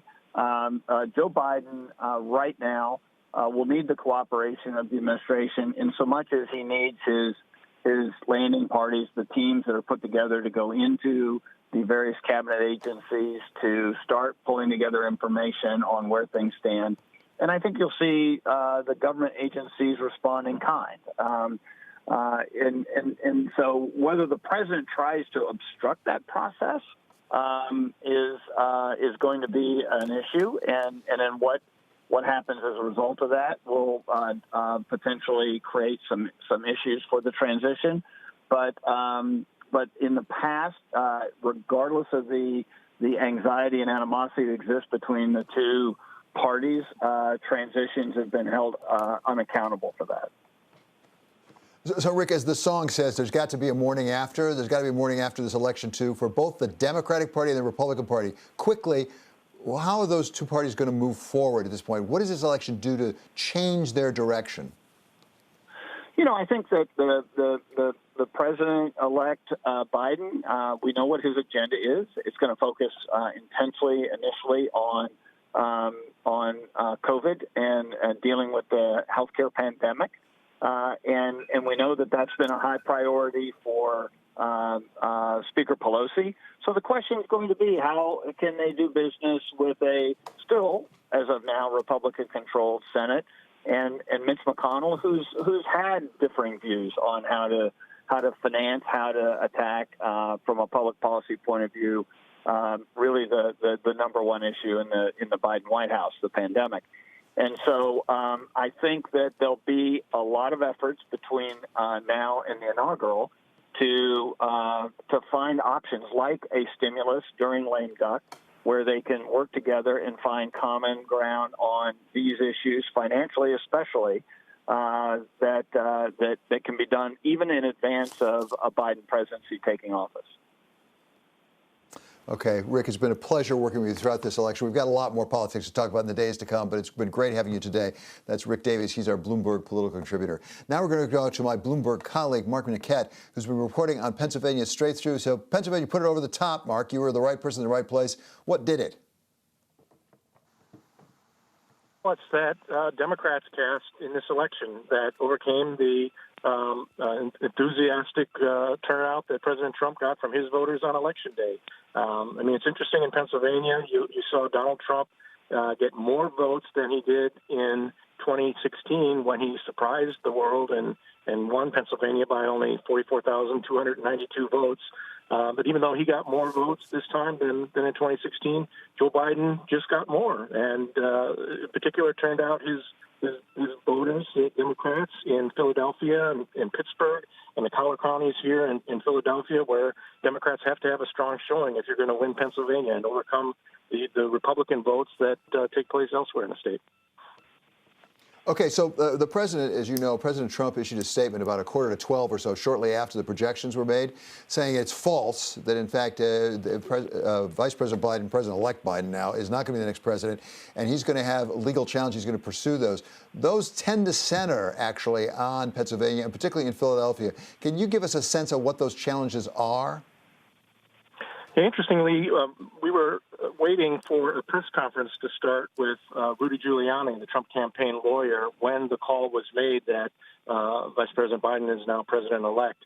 And this was a press conference that had been called specifically to talk about the civil rights lawsuit that former Mayor Giuliani plans to file in federal court on Monday, alleging that Republicans were denied the opportunity to watch the polls on Election Day in cities like Philadelphia, and were not able to closely inspect ballots that were being counted in cities like Philadelphia.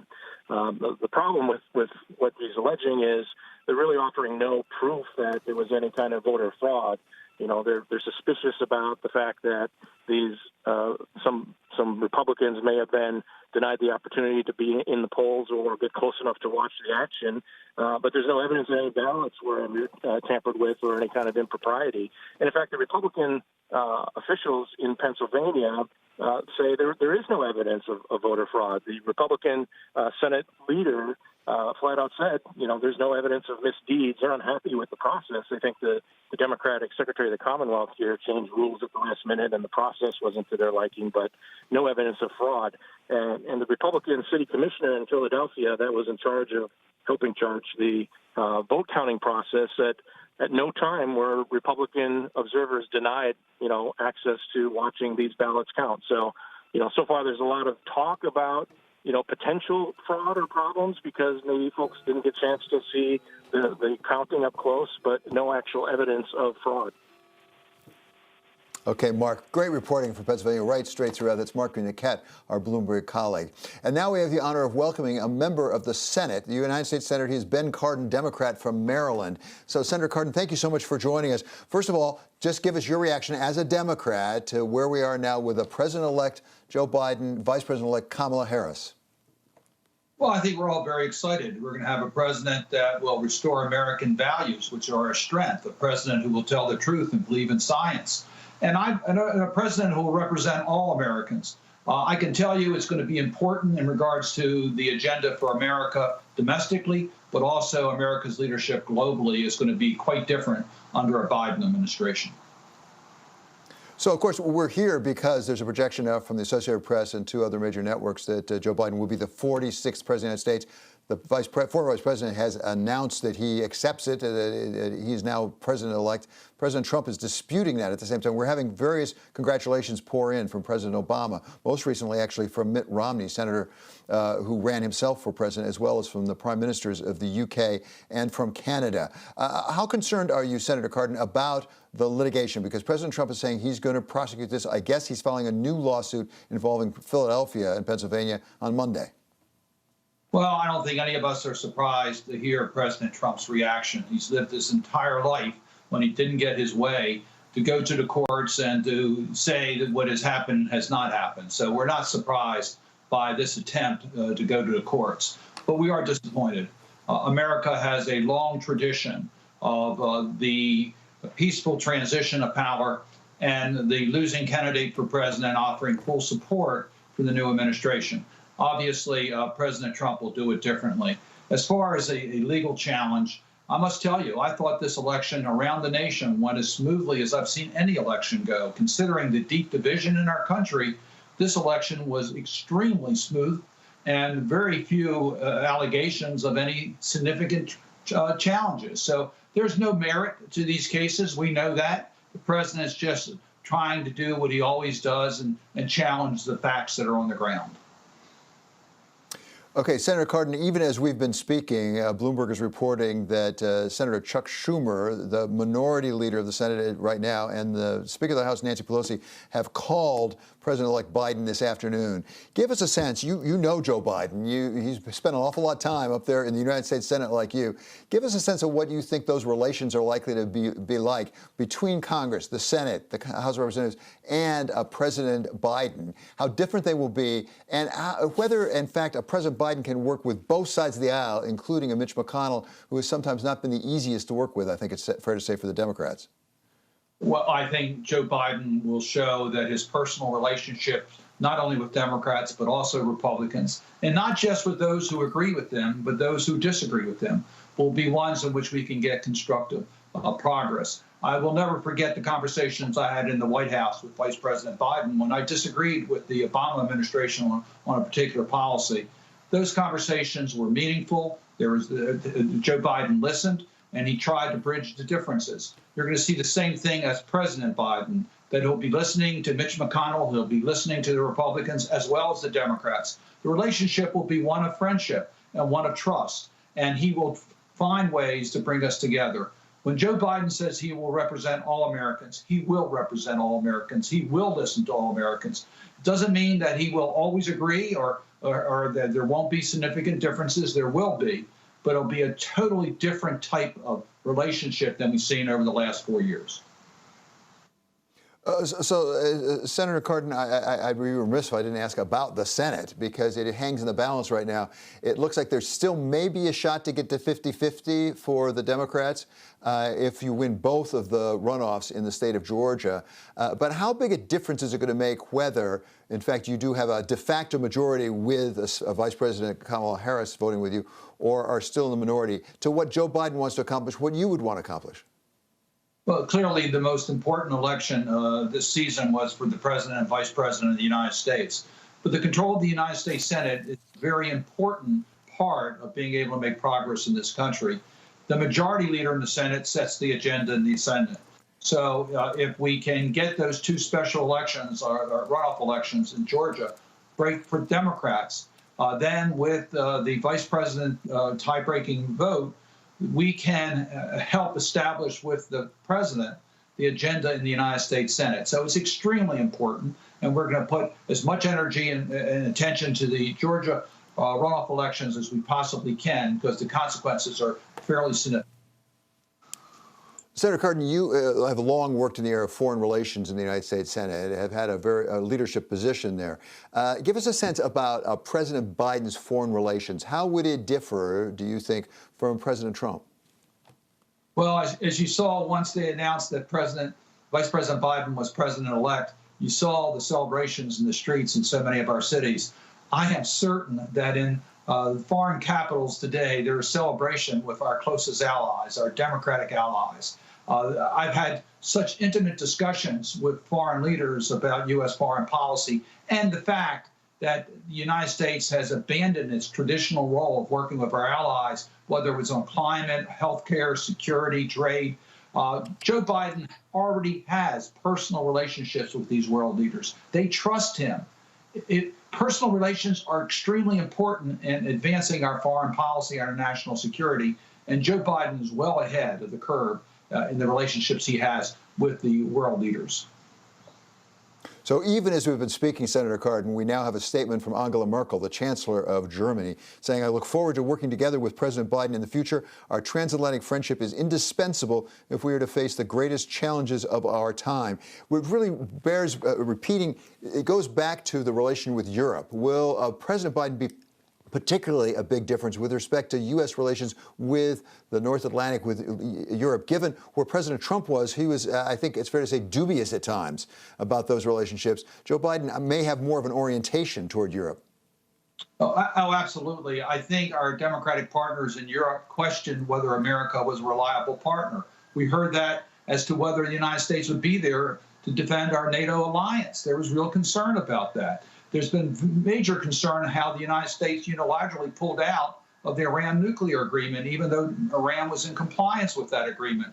I can tell you that Germany and France and UK were furious with the United States' unilateral decision. In fact, voted against us in the United Nations on sanctions, on embargoes against Iran. So clearly, they look at America now returning to its traditional role of working with our democratic partners in Europe to stand up for good governance, democratic institutions, human rights, humanitarian concerns, healthcare concerns. So there's no question there's going to be a totally different approach to working with our democratic allies.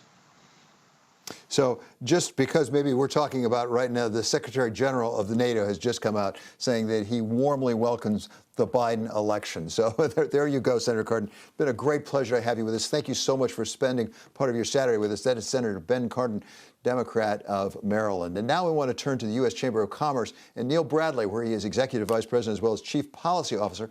Neil, thank you so much for joining us. Historic day today. We have a President-elect Biden. Tell us what you think that means for your members, for U.S. business. Well, thanks for having us, David. First, we just want to congratulate President-elect Biden and Vice President-elect Harris.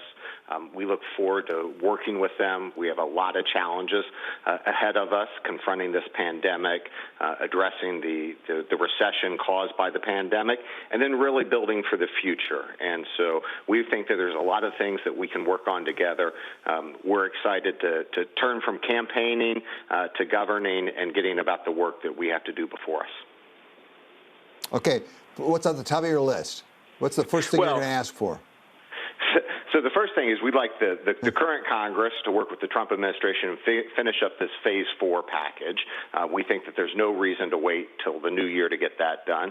And then the first order of business for 2021 should really be an investment in infrastructure, not just roads and bridges and transit, but also broadband. We've learned through this pandemic how important it is for businesses and families to be connected. There's a historic opportunity here to make those type of investments. The Vice President, now President-elect, has talked about that on the campaign trail. We think there's bipartisan support in Congress. And frankly, it would be great for the new president and the new Congress to start off on an agenda that brings people together. That will set an important tone for the next couple of years and an important tone for the economy and businesses that we can begin planning around an agenda that's focused on growth.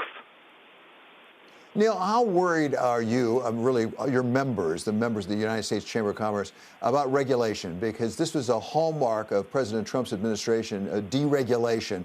And if you look at the numbers, he did a lot. I think it's fair to say his administration did a lot in deregulating. How concerned is U.S. business that we're going to have a new wave of regulation coming back?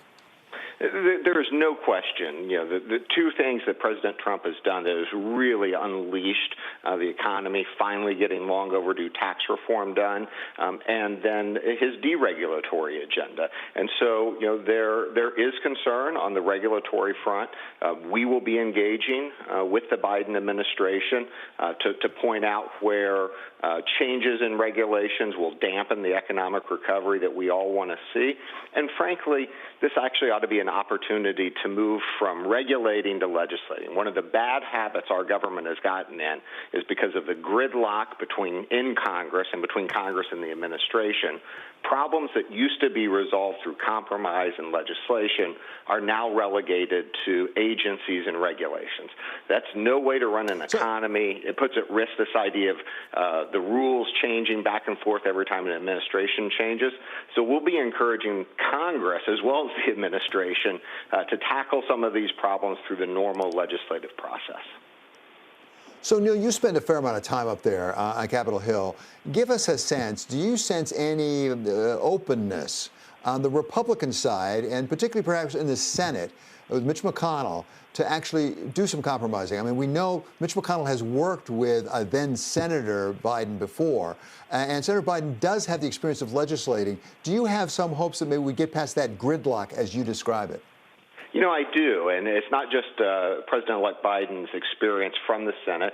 When he served as vice president, a lot of the big legislative issues that were tough to crack ultimately were resolved because Vice President Biden and Leader McConnell negotiated out solutions. And so, I think that if you look at the Congress, while Democrats have maintained their majority in the House, and Republicans appear on track to maintain that majority in the Senate. Both are going to have smaller margins. And so I think it behooves both parties to stop focusing on where they disagree and start trying to find compromise and common ground and focus there. I think the American people are just tired of these sharp divisions and are looking for people to govern again. Okay, thank you so much to Neil Bradley. Really appreciate you being with us. He's Executive Vice President and Chief Policy Officer at the U.S. Chamber of Commerce. I want to recap a little bit about where we stand. As we know, the networks now are projecting, along with the Associated Press, that Joe Biden is the 46th President of the United States. He has issued a statement identifying himself as President-elect, saying he's humbled and he's honored. He will be speaking to the nation this evening around about 8 o'clock or a little bit after that. In the meantime, President Trump is far from conceding. He issued a statement saying that it was a false claim that Joe Biden will be the next president of the United States, and that come Monday, he's going to be prosecuting his lawsuit to challenge the result of the elections. In the meantime, we have congratulations pouring in pretty much from around the world. Here in the United States, we've had former President Obama, former President Carter. We've had former presidential candidate Jeb Bush, former governor of Florida, congratulating Mitt Romney, former candidate from the Republican Party for president, as well as the Prime Minister of the United Kingdom, Boris Johnson, as well as Prime Minister Trudeau from Canada. We have President Macron as well, congratulating the new president and saying that they look forward to working with him. So there's a growing sense here that this is where we are headed. But as I say, President Trump is not conceding, and we've had Rudy Giuliani, his lawyer, say that he's in no mood to concede. They're going to be litigating this. So we turn now to Mario Parker, who's been covering the Trump campaign for Bloomberg. Give us a sense of what you know about the attitude within the Trump campaign. I will say we did have Josh Hawley, the senator from Missouri, come in and say the media doesn't get to choose who the president is. So he's got Josh Hawley on his side, at least, Mario. Right, absolutely. You're saying the president and those that support him, like Rudy Giuliani, as you mentioned, Senator Hawley, kind of blaming the media and saying that the media, familiar attacks that they've waged on the media, right? Accusing the media of being in cahoots with Joe Biden, if you will. But as you also mentioned, there are other people within the party, some of the longstanding members that are, sending congratulations to Joe Biden and signaling that the election is over, or at least that we should accept the results of this election. So to what extent at this point, if you can tell, Mario, is the campaign devoting its efforts to the few remaining votes to be counted? What's going on? To what extent are they really focusing on recounts? There's a recount they've asked for in Wisconsin. There could be others as well. Or is this really just a litigation camp now? Is this basically the lawyers taking over? Because it looks like President Trump has all but conceded the only way for him to win this is in the courts.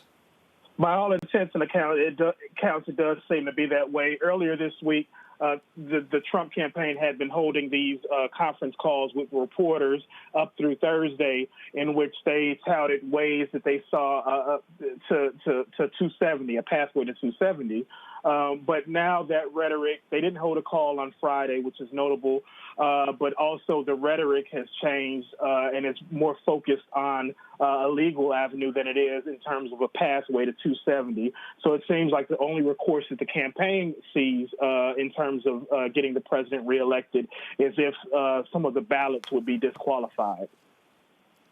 So, Mario, this might be the last thing on their list, but do they have the money to pursue all the things that they want to try to do here? Because we know that they were a little cash-strapped there, weren't they, at the end, the campaign? Sure, absolutely. And one of the things you've seen is, in fact, shortly after the networks called the election earlier this afternoon, the campaign sent out within minutes a text to its to supporters asking them to chip in for an election defense. So you've seen this full court press on behalf of the president's campaign to fundraise off of this. Okay, Mario Parker, thank you for all your great reporting from the Trump campaign. And we're going to turn back now to our chief Washington correspondent, Kevin Cirilli. And Kevin, I do have to note here, we've had a lot of congratulations coming in from the UK, from France, from Germany, from Canada. Well, it appears that China's weighed in, not President Xi, of course, but the People's Daily has weighed in. They have retweeted a Trump tweet saying, "I won this election by a lot." and all they said was "ha ha" with a smiley face emoji. So I guess they have a sense of humor, or a sense at least sarcasm over in China. Well, I don't know why they're laughing, because in the end of February of this year, Joe Biden, President-elect Joe Biden, referred to Xi Jinping as a quote-unquote thug. So, look, I think that there's been a lot of questions about geopolitically what this would mean for the U.S.-China relationship. But quite frankly, I think the reaction is in the immediate story. As you've correctly pointed out, domestically, Senator Mitt Romney, a Republican from Utah, he is someone who just offered his congratulations via Twitter. But in contrast to that, the chairwoman of the Republican National Committee, Ronna Romney McDaniel, putting out via social media tweets that she does not believe that the media should be deciding the election. Also, we have yet to receive a statement from Senate Majority Leader Mitch McConnell. I can tell you that a lot of my sources are waiting to see what Leader McConnell will put out. I just spoke on background. Still, the fact that they're only talking on background says a lot, David, with one member of Congress, a Republican, who told me that this member of Congress believes that now the election is over. But even there's this sense amongst Republicans right now of hesitance to offer congratulations to Joe Biden because the president has yet to concede. And so it's a remarkable, remarkable moment of uncertainty in communication style happening amongst Republicans. That said, in the pressing matter ahead, President-elect Joe Biden now, all of his tasks will turn to the transition team. Who will he select? Who will he surround himself with at a host of different areas? We mentioned earlier Tony Blinken, who has been with then-Senator Joe Biden for quite some time and has really been the most senior foreign policy advisor now to President-elect Joe Biden. He is definitely on a short list for Secretary of State. Susan Rice has been advising the president-elect as well as Samantha Power to some extent. But without question, this is a president-elect who was part of an Obama administration that did many geopolitical moves that Republicans disagreed with. The Iran nuclear disarmament deal comes to mind. The Paris Climate Accord comes to mind, and a host of different relationships with NATO allies. So how quickly a President Joe Biden re-enters the global sphere in the sense of an Obama-esque geopolitical style remains to be seen. But he's campaigned on it. And if there's one thing that potentially could be a legacy from the Trump administration, is the speed in which many of these announcements have been proven to be able to be conducted. Okay, Kevin, one last question. As you mentioned the possibilities of cabinet positions like a Tony Blinken or a Susan Rice, I'm mindful of the reporting, which seems plausible. We have to bear in mind, and you pointed this out quite correctly, we now have the first African-American woman as a vice president, which is historic. How diverse and inclusive do we expect a Biden cabinet would be? Very diverse, very inclusive. And you're right. I mean, and David, I'm not sure if you got a chance to see this because you've been on air, but Vice President-elect Kamala Harris tweeted out a video of the moment that she learned that some of the networks had called for the race in their favor. And she was actually, it appeared to be on either a walk or a jog when she called him. And it was a rather historic moment. She is the first female. She will be the first female vice president and a minority female vice president at that. And just to see how the historic nature of that is without question an American, not an American milestone. Not just one for one party. Thank you so much, Kevin Cerulli. Yeah. No, exactly right. For the country. Very well put, Kevin. Thank you so much. As our chief Washington correspondent, Kevin Cerulli. And now we want to go back to our Bloomberg political contributor from Iona College, Jeannie Zaino. So, Jeannie, I want to pick up on what we've just been talking with Kevin about, because something you mentioned to me late one night this week. I don't remember which night it was exactly. You said to me off air, boy, I don't think that people have focused enough on how historic it is that Kamala Harris now is going to be our next vice president. Absolutely. And she makes history here. The first woman of color, the first person of Asian descent to, for women in particular, for African Americans, to break this glass ceiling in the United States is historic. And as you and Kevin were just talking about, this is a moment for all Americans, not just Democrats. Certainly to take a step back and to think about what that means, not just for her personally, but for all Americans and for women who make up, the largest percentage of the larger percent than men in this country and have not been at this level in terms of leadership in the United States. And certainly, Kamala Harris has talked about frequently how many shoulders of great women she stands on as she moves forward to this moment in history. And, the most recent perhaps being, a Hillary Clinton who ran and had to concede in 2016 in a moment that was devastating for not just Democrats, but many women around the country. And so I think we're going to hear more about this from Kamala Harris in the coming days, but certainly it's a moment we should all stop and make note of as, we have just lived through not that long ago a moment in history where women have been, making great strides in Congress and once again this year making great strides at the state and local level in terms of running and winning in unprecedented numbers. And here finally we have the first woman to break through at this level, quite historic and worth talking a lot about and thinking about. Jeannie, I want to take advantage of your expertise as a political science professor now. And obviously, we're going to spend the next days and weeks thinking about transition, who would be part of the cabinet, what sort of initiatives would be in the first 100 days. We'll talk about all of those things. But there's been some speculation that given his age, we might have one term of a President Biden, not two. If someone goes into that office thinking, I've got 4 years, instead of thinking I'm running for a second term and get a second 8, how might it change the way one governs? Because I know you're a student of, you have a book coming out on governing. It's not easy to govern this country right now.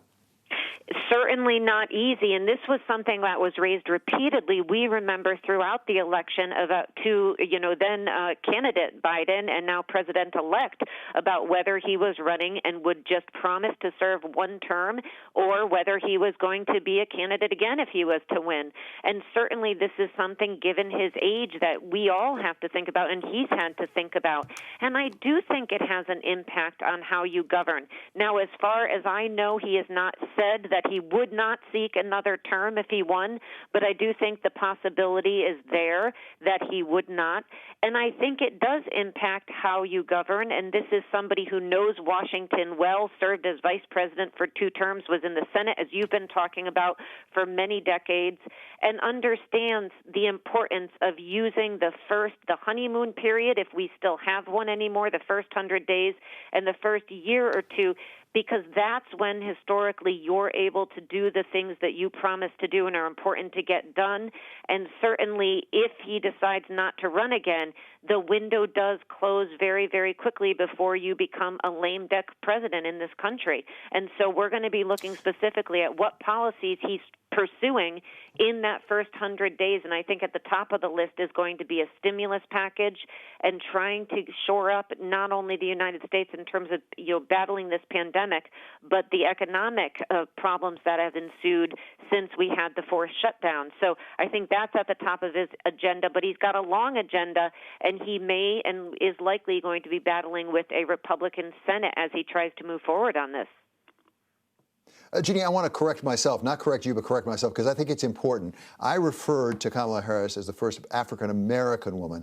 In fact, she's the first black woman. Her father was Jamaican, not of African origin, and also the first Indian, because her mother was from India, of course. So the first black and Indian woman to be Vice President of the United States. It's important to draw that distinction. So to conclude here with you for this session, at least, Jeannie, as I say, you're focusing on governing the country. Is it possible for President-elect Biden, I got to get ready for that, President-elect Biden to govern this country right now, given where we are? You know, we all certainly hope so. If anybody has, you know, the background to do this, it is Vice President Biden. We are coming off a president who had never run for office before in President Trump, who assumed the presidency 4 years ago. We are now going to have a president who has spent a lot of time not just in the White House, but also in Congress. So he understands what he is facing. He understands probably better equipped than anybody to deal with what's ahead.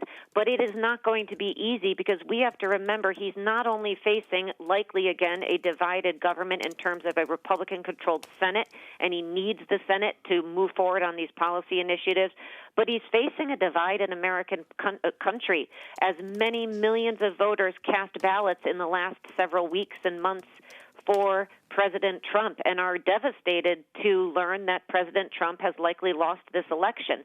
He's got to bring all these people together and try to move forward on a difficult agenda. And of course, he's not only facing a potentially divided Congress, but an increasingly conservative Supreme Court that just in 3 days is going to be looking at and soon addressing the issue of Obamacare and the future of health care in this country. So a lot on his table as he tries to move forward.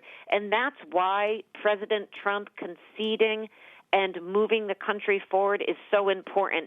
It's not necessarily an issue with legal consequence, but if we don't get a concession out of President Trump, it does make it hard because those words have consequences in terms of bringing the public together, and that's going to matter to all of us.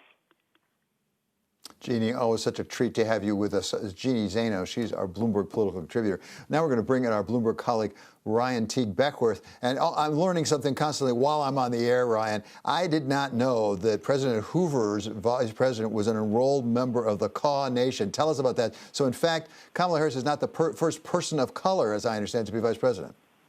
Right, yes. She is the first African-American, the first Indian American, the highest elected. No, not African American. Sorry. I already made that mistake. Right. Not African American, Black American, because her father was Jamaican, right? I already made that mistake, so I don't want to make it again. Right. It's very. I think it's a sign of just like the diversity we're talking about in the second family here that it's so hard to get this right.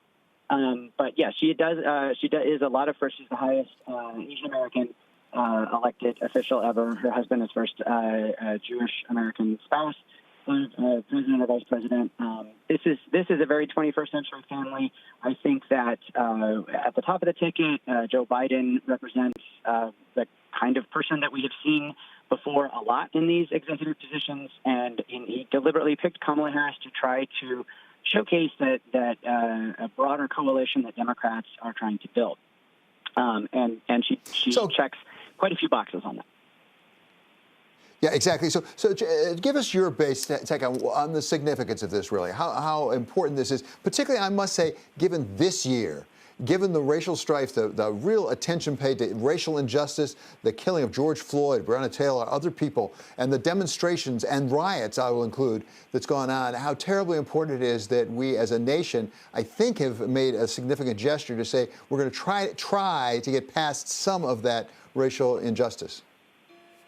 Yes, I mean, I think it puts her in a position that if they decide that's where they want to go, where she can be a person who does a lot of outreach on that, at the very least, having her stand by the president's side, president-elect's side right now. But when he's president, as he talks about these issues, it lends him a little bit more authority there. I think especially because the two of them fought a little bit in the primary, the fact they were able to bridge that and come together as running mates also kind of sends a signal. I think that really there's a lot of potential there, but we don't really know how that's going to play out. I was talking to some folks who work with Asian American outreach, and they said, Democrats have kind of just done this broad brush thing and not really looked at the differences within the Asian American population. Kind of similar to what happened on Election Day within Latinos, that there are very specific groups of Latinos in America in different states who feel very differently about politics, and the outreach needs to be a little bit more fine-tuned on that. So there's potential there. Even apart from that, if they don't really pursue that, the symbolism, I think, particularly at a moment when racial strife has really been on a lot of people's minds, the symbolism there, I think, is a big deal. So really appropriately, as we have been talking, Ryan, we now have Prime Minister of India, Modi, now congratulating Kamala Harris, saying the success is path-breaking. So it's not just in the United States that this could be a potentially important symbol here, but also in international relations. We have to bear in mind Kamala Harris's mother immigrated from India to come over, and she is a research scientist, basically a doctor. So we have now Prime Minister Modi congratulating Kamala Harris quite specifically, saying it's a path-breaking success. Yes, I think she could serve essentially, a lot of vice presidents are sent overseas to fill in for the president when the president is busy with other things. Joe Biden did that a lot for Barack Obama. I think that being able to send her abroad as sort of a symbol of the country is a strength that the Biden team will have. Especially to sort of work to repair the U.S.'s image abroad, which suffered under President Trump, as polls have regularly showed for the last 4 years.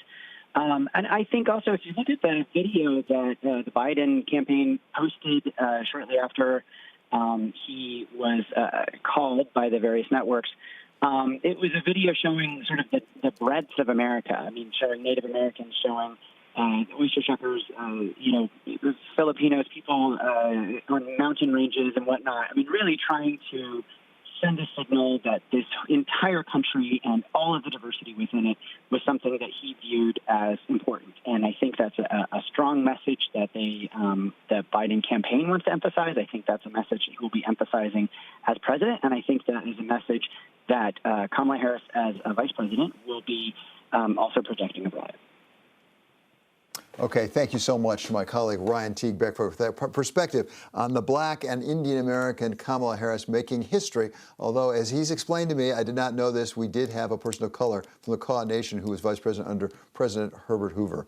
Now it's our great pleasure and honor to welcome the House member from South Carolina, Democrat James Clyburn. He is the third-ranking member of the Democratic caucus, being the majority whip. So I guess I really have to say, Congressman, congratulations, because I remember so well that endorsement, that touching endorsement, moving endorsement you made of then former Vice President Biden, when people were counting him even out of the race before the South Carolina primary, and you went to bat for him. So you had something to say about who is going to be the next president of the United States.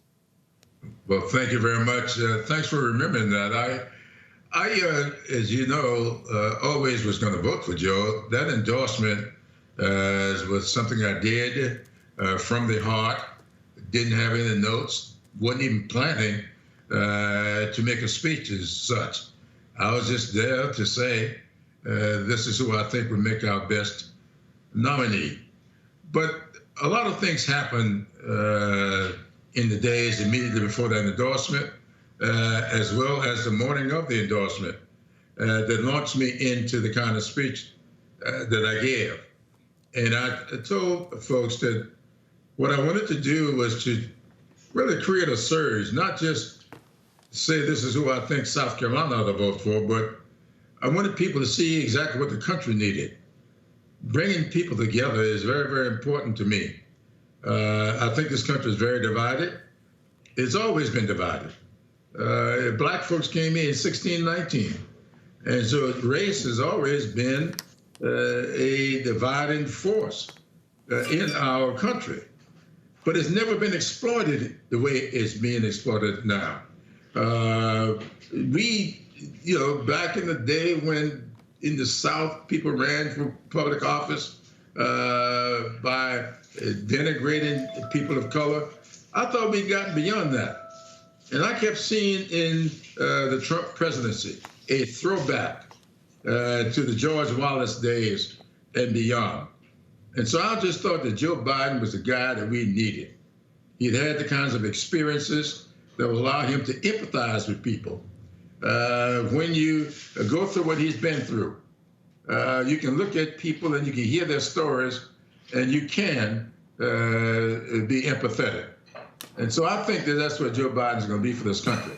It's going to be difficult, but I really believe that the country will rally around him when they can see that there's something in this for everybody in this country, not just for the base voters, but for people who are Americans, and people who need to have their dreams and aspirations fulfilled. So, as I say, Congressman Clyburn, I remember that endorsement speech because, as I recall, I think you talked about love and you talked about knowing him and the fact that he'd been in your home. You talked about your dear departed wife and the relationship you had. What did you learn about Joe Biden, the man, that could apply? Let's jump to a very different place to dealing with Mitch McConnell. I mean, to really put it in starkest terms, if we're going to try to come together in this country. Well, think about the country geographically. Kentucky is what people might call a border state, and you look back at the history of it, it's really a southern state. Delaware, you might classify it the same way, but really a southern state. In fact, Delaware was one, that the state of Delaware was involved in Brown v. Board of Education. Those were 5 cases, one of them being coming out of South Carolina. Joe Biden's background, and so is Mitch McConnell's. They understand that. Mitch McConnell may be more endearing to it than Joe Biden is, but Joe Biden will respect that in Mitch McConnell, probably much more so than I would. And so I think that the two of them have shared time in the Senate together. They may not agree on who should be in the cabinet, but that's not his business. That is Joe Biden's business. And I would hope that Joe Biden will reach out to him with an olive branch. If he refuses to take the olive branch, then use the power of the office. A lot of times, how many people that Donald Trump's got in office right now that's either acting or interim that's never been ratified by the Senate. So he's got ways to do things. I want him to attempt to do it in concert and cooperation with the leader of the Senate and of the House. But if you can't get it, use the authority you have. You know, I tell people a lot, people don't realize it, but the Emancipation Proclamation was not a law. It was an executive order.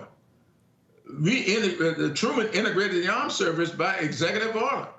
He didn't do it through legislation. There are a lot of things you can do using executive orders that I think Joe Biden will do if he can't get the cooperation that he ought to get. I'm glad you raised the Emancipation Proclamation because, as you said, that was a unilateral act by President Lincoln. At the same time, he held on to that, as I recall, until he had a major military victory. You need the support of the people in order to get things done. President Biden's going to come to office with a lot of challenges in front of him. We've still got a pandemic that isn't going away anytime soon, it appears. We've got an economy that's struggling. We've got increased income and wealth inequality in the country. We've got a lot of issues domestically before you get to international. What does President Biden need from all of us? What does he need from Congress? What does he need from us, the people? What does he need from the states? He needs cooperation. You know, and that's what I would hope Mitch McConnell would do. He needs to cooperate with this new president. He may not be in the same place as the president is philosophically, but that doesn't mean you don't cooperate with him. I was not in the same place with Strom Thurmond. I served in the House of Representatives while Strom Thurmond was in the Senate, and everybody will tell you we had a very good cooperative relationship. So you don't have to think the same way, believe the same things in order to cooperate. He's the president. He's going to be president. And so he ought to give him deference as being president. I would hope he treats Joe Biden much better than he treated Barack Obama. Congressman, if you were advising Joe Biden, I wouldn't be surprised if you did end up advising, if you're not already President Biden, what would you advise him to be the first thing he takes on? Because I assume that when you step into a job like that, and in so many other jobs, you want to win at first, and preferably a bipartisan win if you can get it. Where do you see some opportunity there for President Biden? The very first thing that the President Biden ought to do is to wrap his arms around this pandemic. This pandemic has exposed a lot of fault lines in our system. It's not just the virus. It is what this virus's impact has been on our educational system, We got kids about to lose a second year of school because of this virus on our healthcare delivery system. And if you would really look at how to be effective with combating this virus, you look at broadband and how it ought to be deployed throughout this country. You look at our entire healthcare safety net with community health centers. So all these things will be primary with him. But there's one thing that I think this administration ought to do within the first 100 hours, not days, hours, and that is to create a special presidential commission to take a hard look at the 1986, 1988, and 1994 crime bills and look at the unintended consequences. Not to repeal these bills, but to look at them and see what were the unintended consequences and what we can do to rectify that. We should not have young African Americans with lifetime sentences because for doing the same thing that you can do in Colorado and make a living off of legally. And we need to take a look at all of this and see how to be decriminalize marijuana possession. Do something about restoring people's livelihoods as a result of these convictions that's being used against people that cannot vote. And what they did down in Florida, I just think that there ought to be a special commission to report back to him within 1 year as to what he can do presidentially and what we can do legislatively to clean up the mess that has been caused in the lives of these people by these 3 crime bills. Well, I suspect, Congressman, you'll have something to say to the president-elect and the president of the United States, and he will listen to you, given your role in his campaign this year. Thank you so much to Jim Clyburn, Democrat of South Carolina and Majority Leader, Majority Whip of the House of Representatives, making him the 3rd most important Democrat in the House of Representatives. Stay with Bloomberg Television and Radio for live coverage as President-elect Joe Biden delivers his first address to the nation sometime this evening. They said around 8 o'clock. It's been moving around a bit, but we will bring it to you whenever it happens. As President-elect Joe Biden now will be the 46th President of the United States of America, along with Kamala Harris as his Vice President-elect. This has been special coverage with an array of guests. Thank you very much for joining us on this historic day. This is Bloomberg Television and Radio.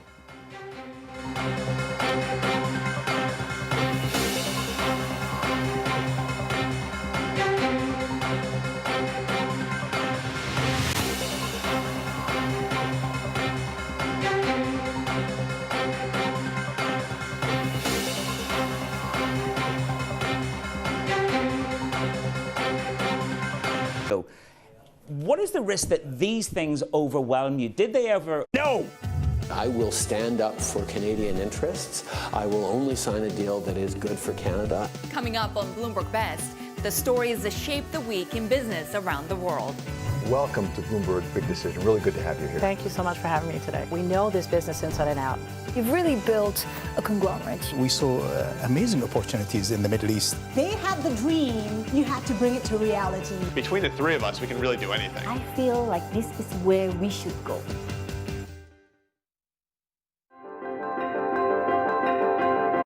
Noises and or less important issues for the activity one is responsible for. So I think that... How good are you at closing down the noise? How good are you at saying, I need to move on? That's an issue, that's closed, that's finished. Are you very exacting?